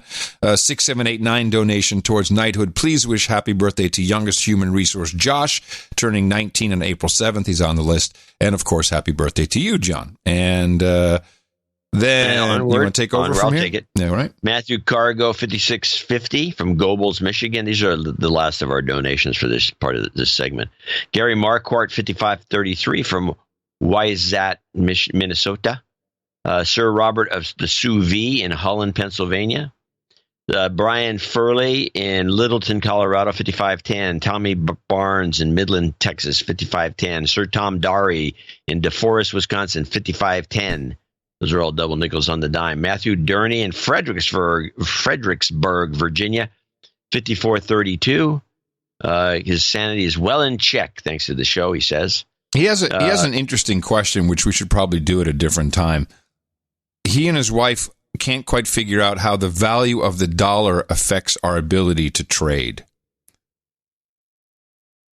Well, it allows us to buy imports are cheaper. So that's one direction it goes. And it allows us to rebuild our infrastructure to start doing exporting. And the dollar will go up and down. And when it starts going in the other direction, then our exports become cheaper. So the idea is buy cheap stuff from other countries with our relatively strong dollar, build up infrastructure, turn around, make the dollar crap, and sell everything. Is that the basic idea? Okay. It's a little slower process. Economics 101, people.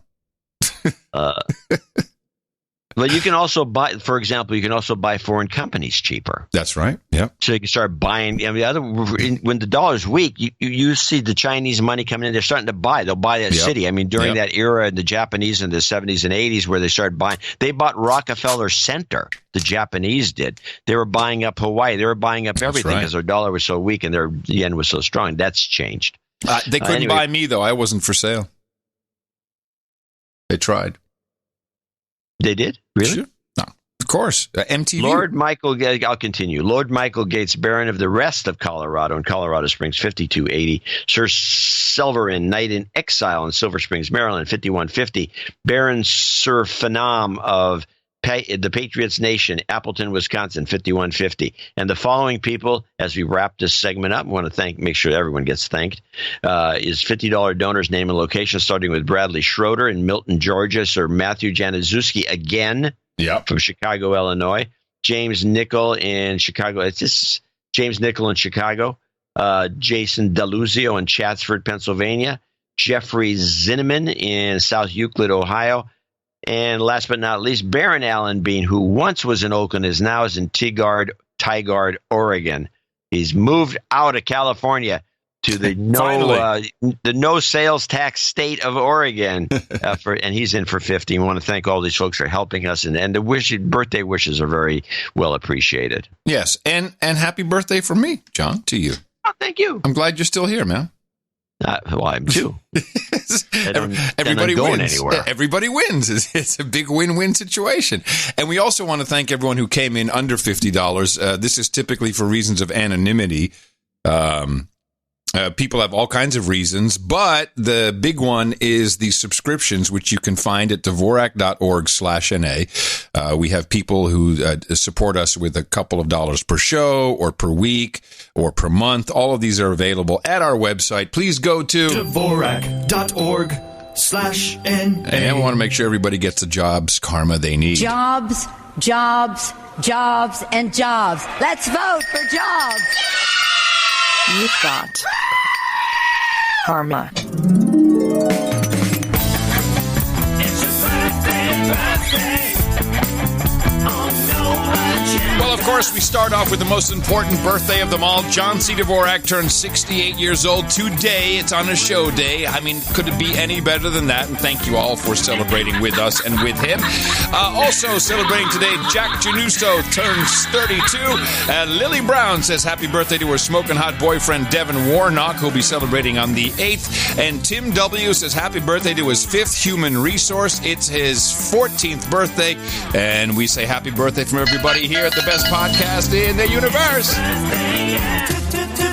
Title changes, turn and face the slave. Title changes, don't want to be a douchebag. As you heard, a couple of title changes and upgrades. We have Sir Francis of SRQ becomes the Duke of Southwest Florida, and Sir Kevin Strange becomes Sir Render, Baron of the GPU. That's why he can render better than anybody else. And congratulations to both of you with your new titles.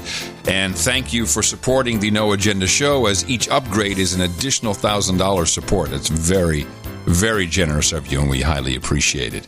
No meetup reports for today, other than they did do one of those jitsi meetups over at No Agenda Social.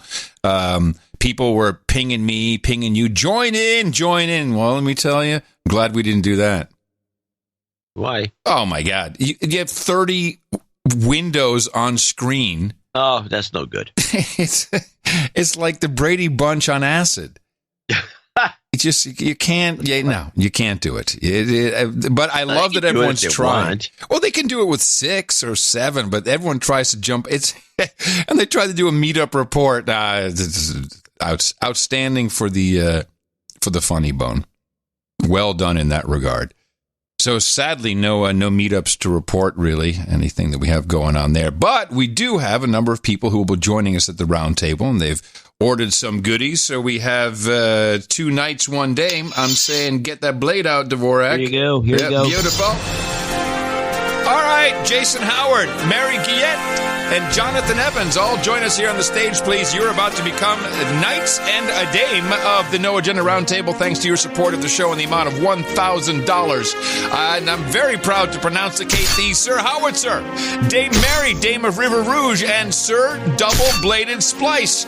For you, we have here at the Roundtable Hookers and Blow, Rent Boys and Chardonnay, Coke Zero, Scorching Hot Wings, and fresh vitamin D milk, or maybe just waifus and waffles, maybe rabbit meat and goat milk, perhaps cowgirls and coffin varnish, geishas and sake, vodka and vanilla, bong hits and bourbon, sparkling cider and escort, ginger ale and gerbils, or just mutton and meat. Everybody at the round table does love it. Our brand new dame, or lady as we'd say, and our 2 knights, our sirs, please head over to noagendanation.com/rings and give Eric the Shield all of the details, and we'll get those out to you as soon as possible. And thank you again for supporting the work, for being producers and going above and beyond. For this episode, 1231, we look forward to everybody participating in 1232. For that, just remember our handy jingle. Dvorak.org/NA. There was some other stuff happening besides Corona. I have one report that I can do that's something other than Corona, although it's kind of Corona-ish, which is the firing of the captain of the USS Roosevelt. Yes, this was... What is it? Mark Miley? Is that your clip? No, the clip is actually I have 3 clips. I got Mark Miley follows up on Trump on the sacking of the captain. They confronted him at the press conference. Yes. No, this was I've asked around about this, so we can definitely worth discussing for a moment here. President, can we talk about the Captain Crozier of the USS Roosevelt? Which one? What? Captain Crozier, who was removed as the commander of the USS Roosevelt. I don't know if you saw the videos of sailors cheering for him as he left. Our reporting shows that some sailors have said that they are worried to re-enlist because they are not convinced that commanders are taking care of their health and taking care of them. Yeah. What do you say to them? Well, I don't know much about it. I can only tell you this. Here we have one of the greatest ships in the world, nuclear aircraft carrier, incredible ship with thousands and thousands of people. And you had about 120 that were infected. Now, I guess the captain stopped in Vietnam and people got off in Vietnam. Perhaps you don't do that in the middle of a pandemic or or something that looked like it was going to be. History would say you don't necessarily stop and let your sailors get off, number one. But more importantly, he wrote a letter. The letter was a 5-page letter from a captain, and the letter was all over the place. That's not appropriate. I don't think that's appropriate. And these are tough people. These are tough, strong people. I thought it looked terrible, to be honest with you. Now, they made their decision. I didn't make the decision. Secretary of Defense was involved, and a lot of people were involved. I thought it was terrible what he did. To write a letter? I mean, this isn't a class on literature. This is a captain of a massive ship that's nuclear-powered. And he shouldn't be talking that way in a letter. He could call and ask and suggest. But he stopped in Vietnam. A lot of people got off the boat. They came back and they had infection. And I thought it was inappropriate for the captain of a ship to do. I don't want to comment as to whether or not, but I agree with their decision 100%. In the back, please. I did inquire about this situation. And the letter, everyone says, writing your grievances as in that level of position, you're running an aircraft carrier. That's one of our prized possessions. No problem. But allowing this letter to leak under your command, because it did leak from the ship, that was inexcusable. And apparently, yeah. And that's what I got from everybody is, no. It was under his watch. He is the captain of the ship. Anything that happens there, whether he did it or not, is his responsibility. And allowing information about the state of that type of military asset to leak out and sounding weak and vulnerable is a huge offense to the military, or to the Navy at least. Well, I think it is to most of the military, but let's listen to what Miley. I've always liked Miley. We've played his clips before. He's starting to look a little beat up. He's very serious. He's the head of the Joint Chiefs. Right. He's the top dog. Yeah. And I mean, under the secretaries. But he is tough guy, very straightforward. I like his he doesn't mess around. He just tells it like it is.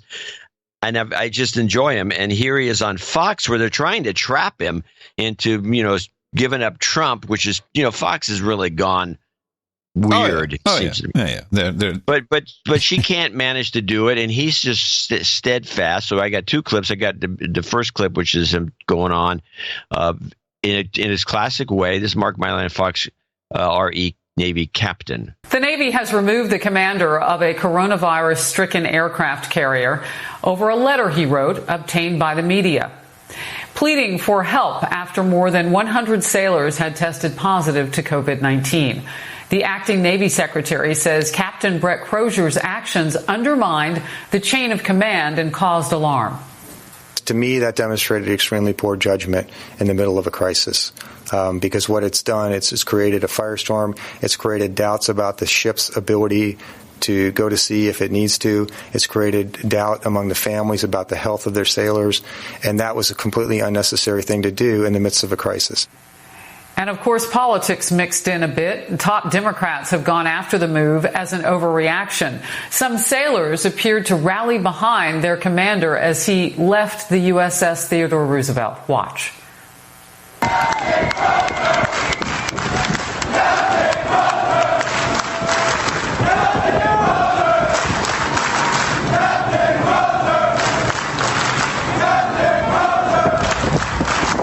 Joining me now, Chairman of the Joint Chiefs of Staff, General Mark Milley. Sir, thank you for being on the program, taking the time today.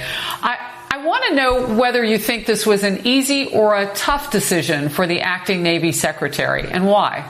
Well, Harris, thanks for the opportunity. I'm over here at FEMA doing some interagency coordination, but specific to the Teddy Roosevelt and the relief of the ship's captain, Secretary Modly, clearly these are difficult decisions. None of them are ever easy. And it's his estimation, he lost trust and confidence in the ship's captain.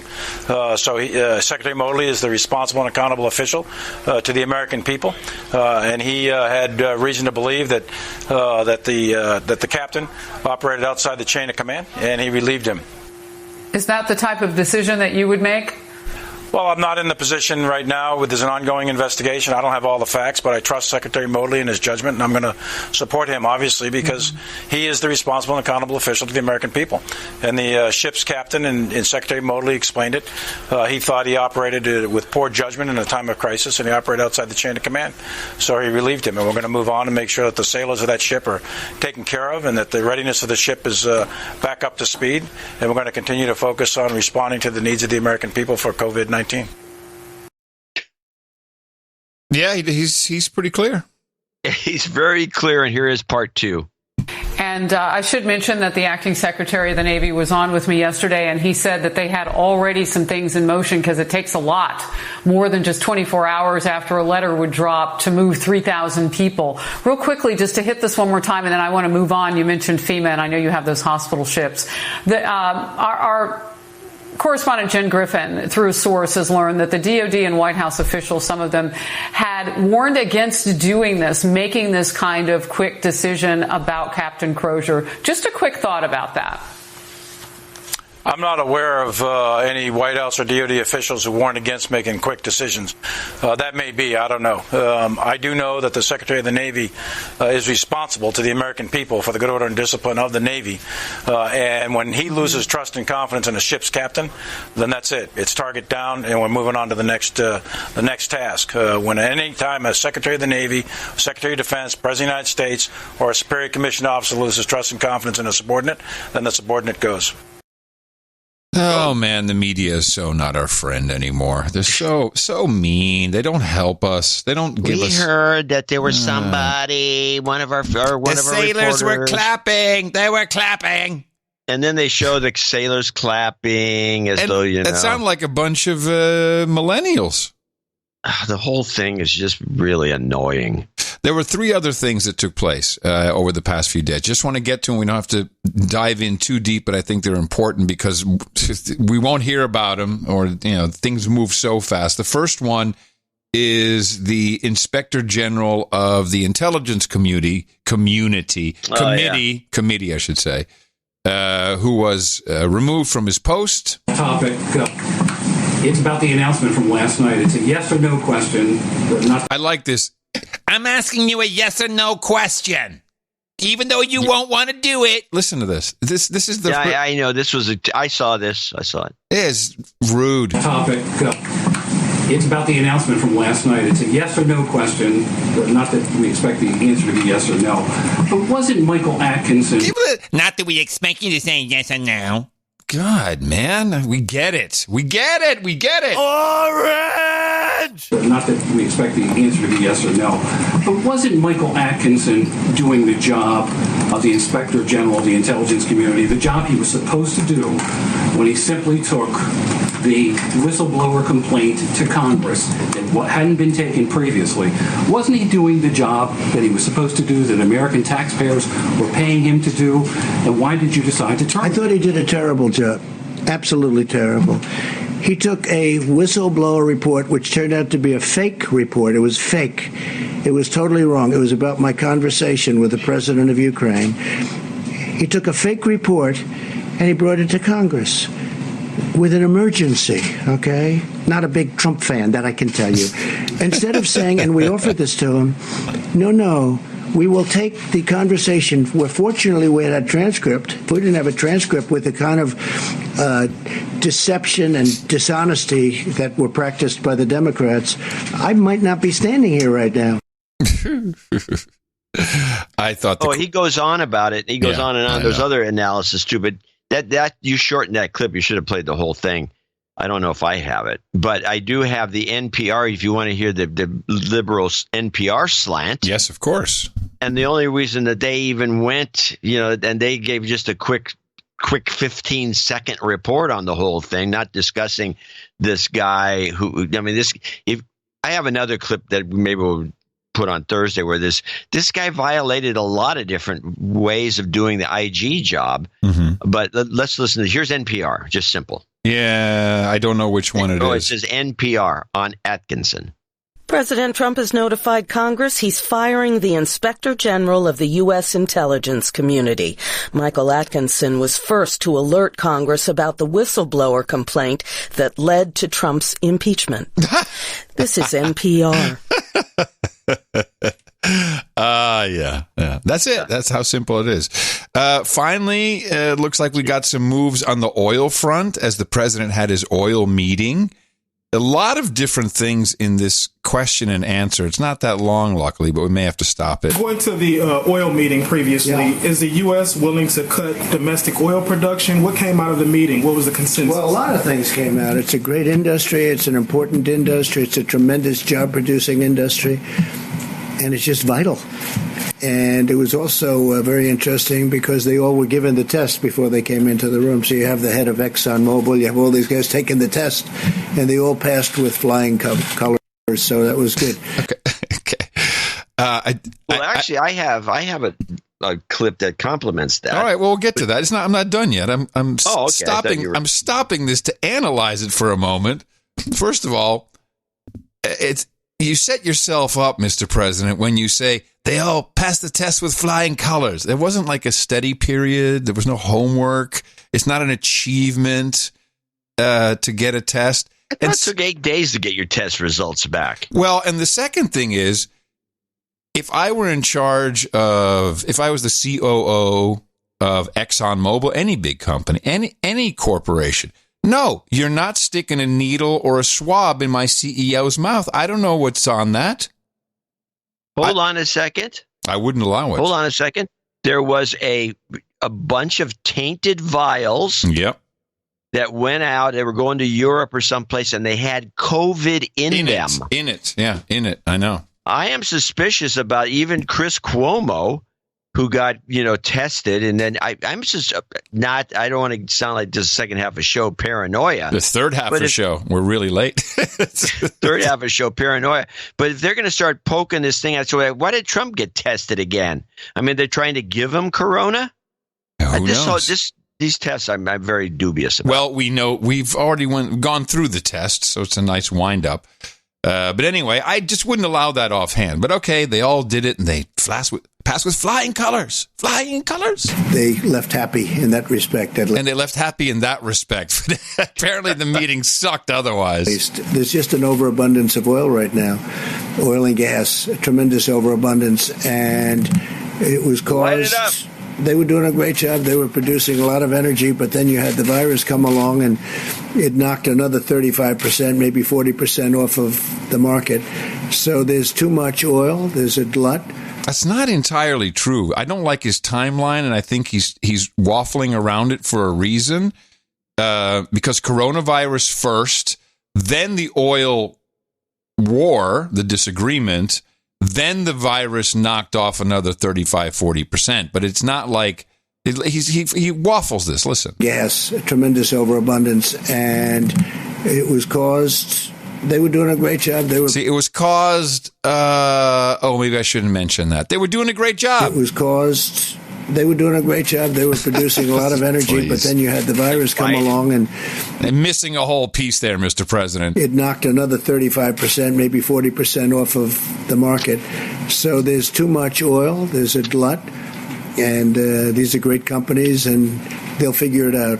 It's free market. They were having a competition. We'll see how it all works out. I think it's going to work out very well.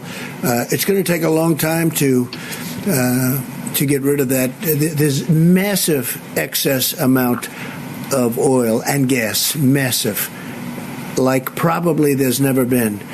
So where that does work out well, I guess you could say, is for drivers. I think in certain locations it's down to 90 and 95 cents a gallon right now on the road.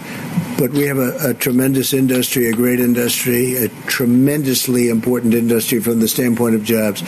So he thinks they're going to work it out. He didn't really want to say what it was caused by. I'm not sure why he held back on that, because we're not supposed to remember what caused it, other than the corona. The Rona did it. The Rona did it. So I don't know what's going on there, but it sounds like pieces are being lined up and teed up for a go moment when Russia and Saudi Arabia will go, okay, I wouldn't know what else it could be. You had your. I have no idea, but I do have this complimentary clip you might play, which is the OPEC Trump on OPEC. About OPEC, I really don't. I couldn't care less about OPEC. Let me just say, no.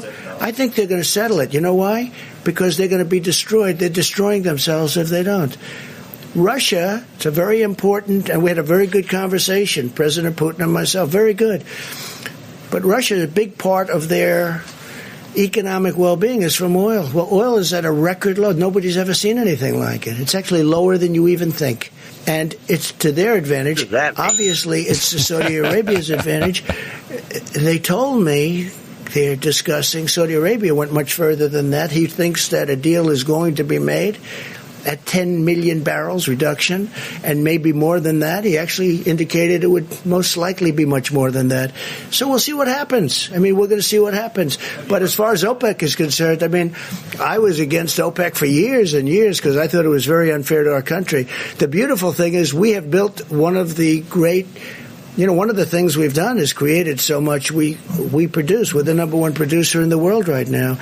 I don't like it for a different reason, because it's going to hurt a lot of jobs in our country, this price. It's going to hurt a lot of jobs. Now, with all of that being said, people are going to be paying 90 cents a gallon. Did you ever hear that? What's that, 1952 or something? All right? So from that standpoint, but you know what? I am a big believer in our great energy business, and we're going to take care of our energy business. And if I have to do tariffs on oil coming from outside, or if I have to do something to protect our thousands and tens of thousands of energy workers and our great companies that produce all these jobs, I'll do whatever I have to do. Yeah, that's the key right there. He will. He'll lie, cheat, and steal for us. I'm sure of that. He knows that the price of gasoline in the 1950s till about 1960 was 25 cents a gallon. It became 90 cents during the OPEC crisis in the 70s. And everyone was screaming, running around, oh my God, it's going to be $1. Yeah. It could go to $2. Oh no. Or even $5, like California. Yeah. Final one for me. A lot of things are happening. A lot of things are taking place. We have the Venezuela and a lot of South America surrounded. Not much more reporting on it, but we know it's taking place. And on March 11th, I don't think we caught Project Python. Do you remember us talking about Project Python? I can't remember, but it sure rings a bell. Well, I'm disappointed. I think we were already wrapped up in this corona, because, oh man, don't look over here. Distraction of the century. This was announced by the Department of Justice on March 11th. Good afternoon, everyone, and thank you for joining us today. We're announcing today the results of Project Python, a multilateral interagency operation targeting the Jalisco New Generation Cartel, also known as CJNG. This operation was led by the DEA, and on behalf of the department, I want to thank Acting Administrator Dillon for his strong leadership in the fight against transnational organized crime. As you all know, the DEA is dedicated to taking down the most dangerous and destructive cartels in the world. Project Python began on September 1st, 2019, and it culminates in today's announcement. As Acting Administrator Dillon will describe in more detail, Project Python was unprecedented in both scale and complexity. The DEA, through its Special Operations Division, coordinated and deconflicted more than 350 field investigations to investigate and identify the global networks controlled by CJNG. This entailed not simply the management of investigative activities, but also the careful coordination and synchronizing of domestic and international law enforcement operations. More than 100 investigations will now form the initial target deck for Project Python. Woo! And we will continue to investigate and analyze the roles that these individuals play in CJNG to identify and map out the cartel's logistical nodes and pathways and to link investigations and prosecutions. Unprecedented in scale and complexity. Yep, that sounds like Python to me. The computer code. Well, cute. Well, yeah, this is not played up at all. There's some other stuff going on, too, and there's bars doing something, and there's some unsealed indictments, there's more sealed indictments. There's tons of unsealed indictments. Yeah, it's a-coming. You can't get away from it. Yeah. That's all I have for now. I mean, we could go on for another 4 hours easily. I don't think we get any better as you go along. No, I want to get back to the grind, man.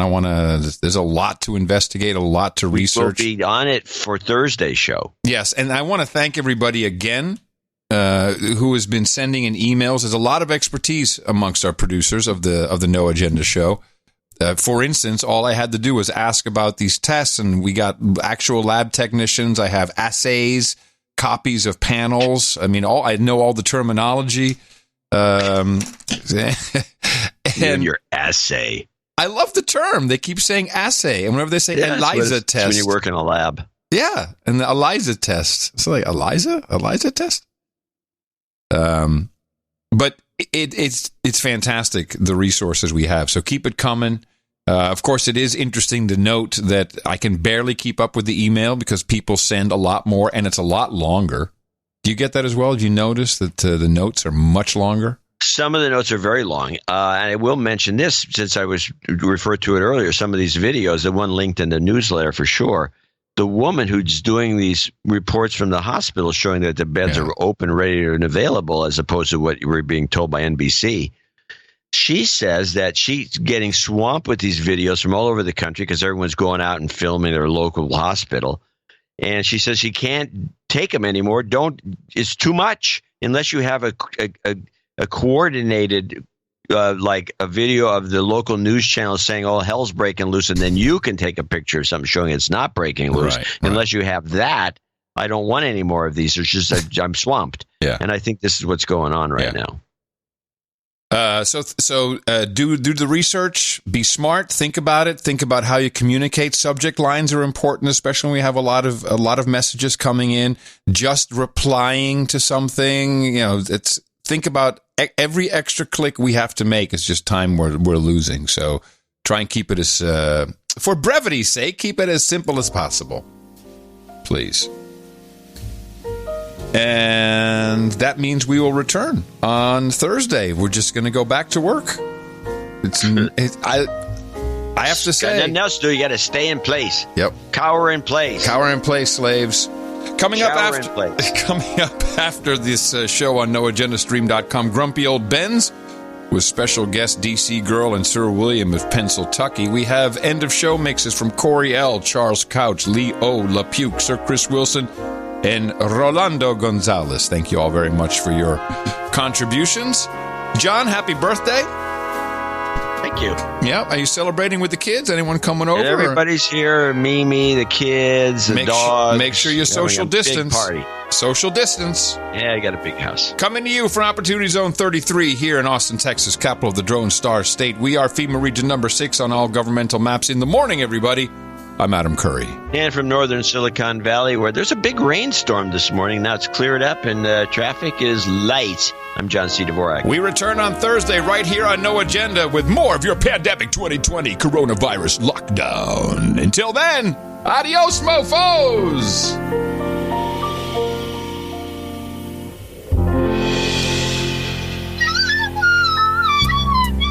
Imagine there's no freedom. It's easy if you try. FEMA camps and vaccinations get paid by UBI. Imagine all the slaves stuck inside all day.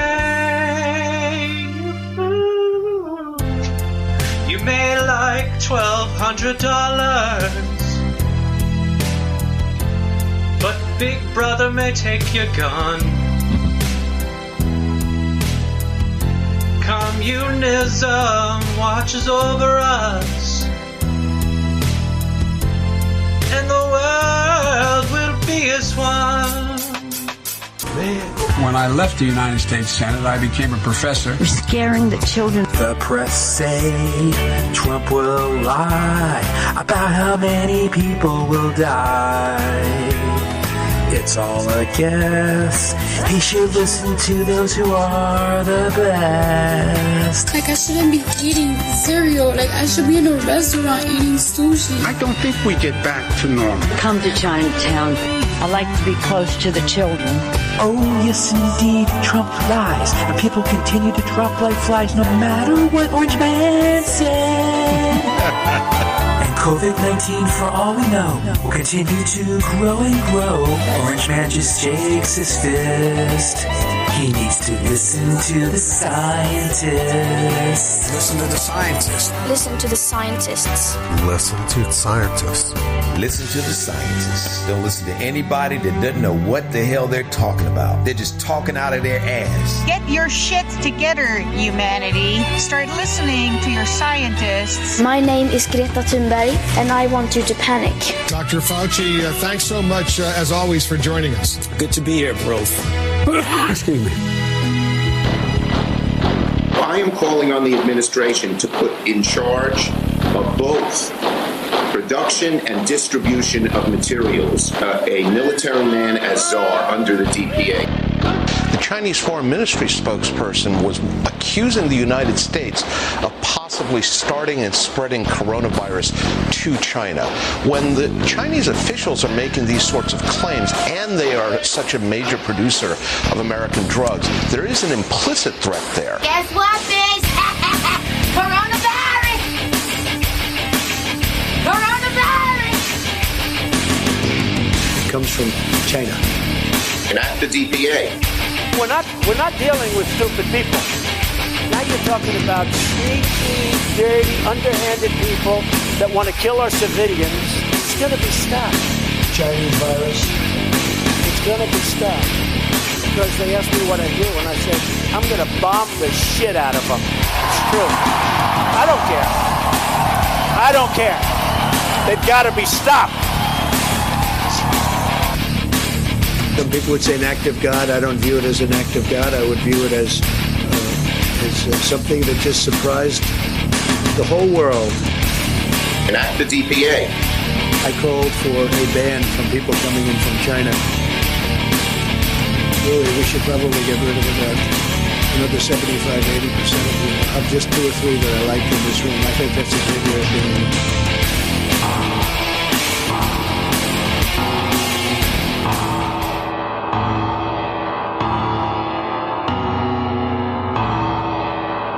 Now, I think the best thing would be to do is to prevent more loss of life rather than open things up so that, because we just don't know.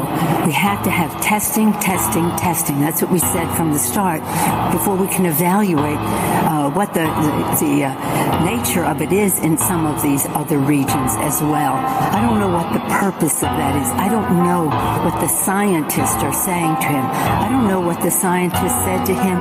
When did this president know about this? And what did he know?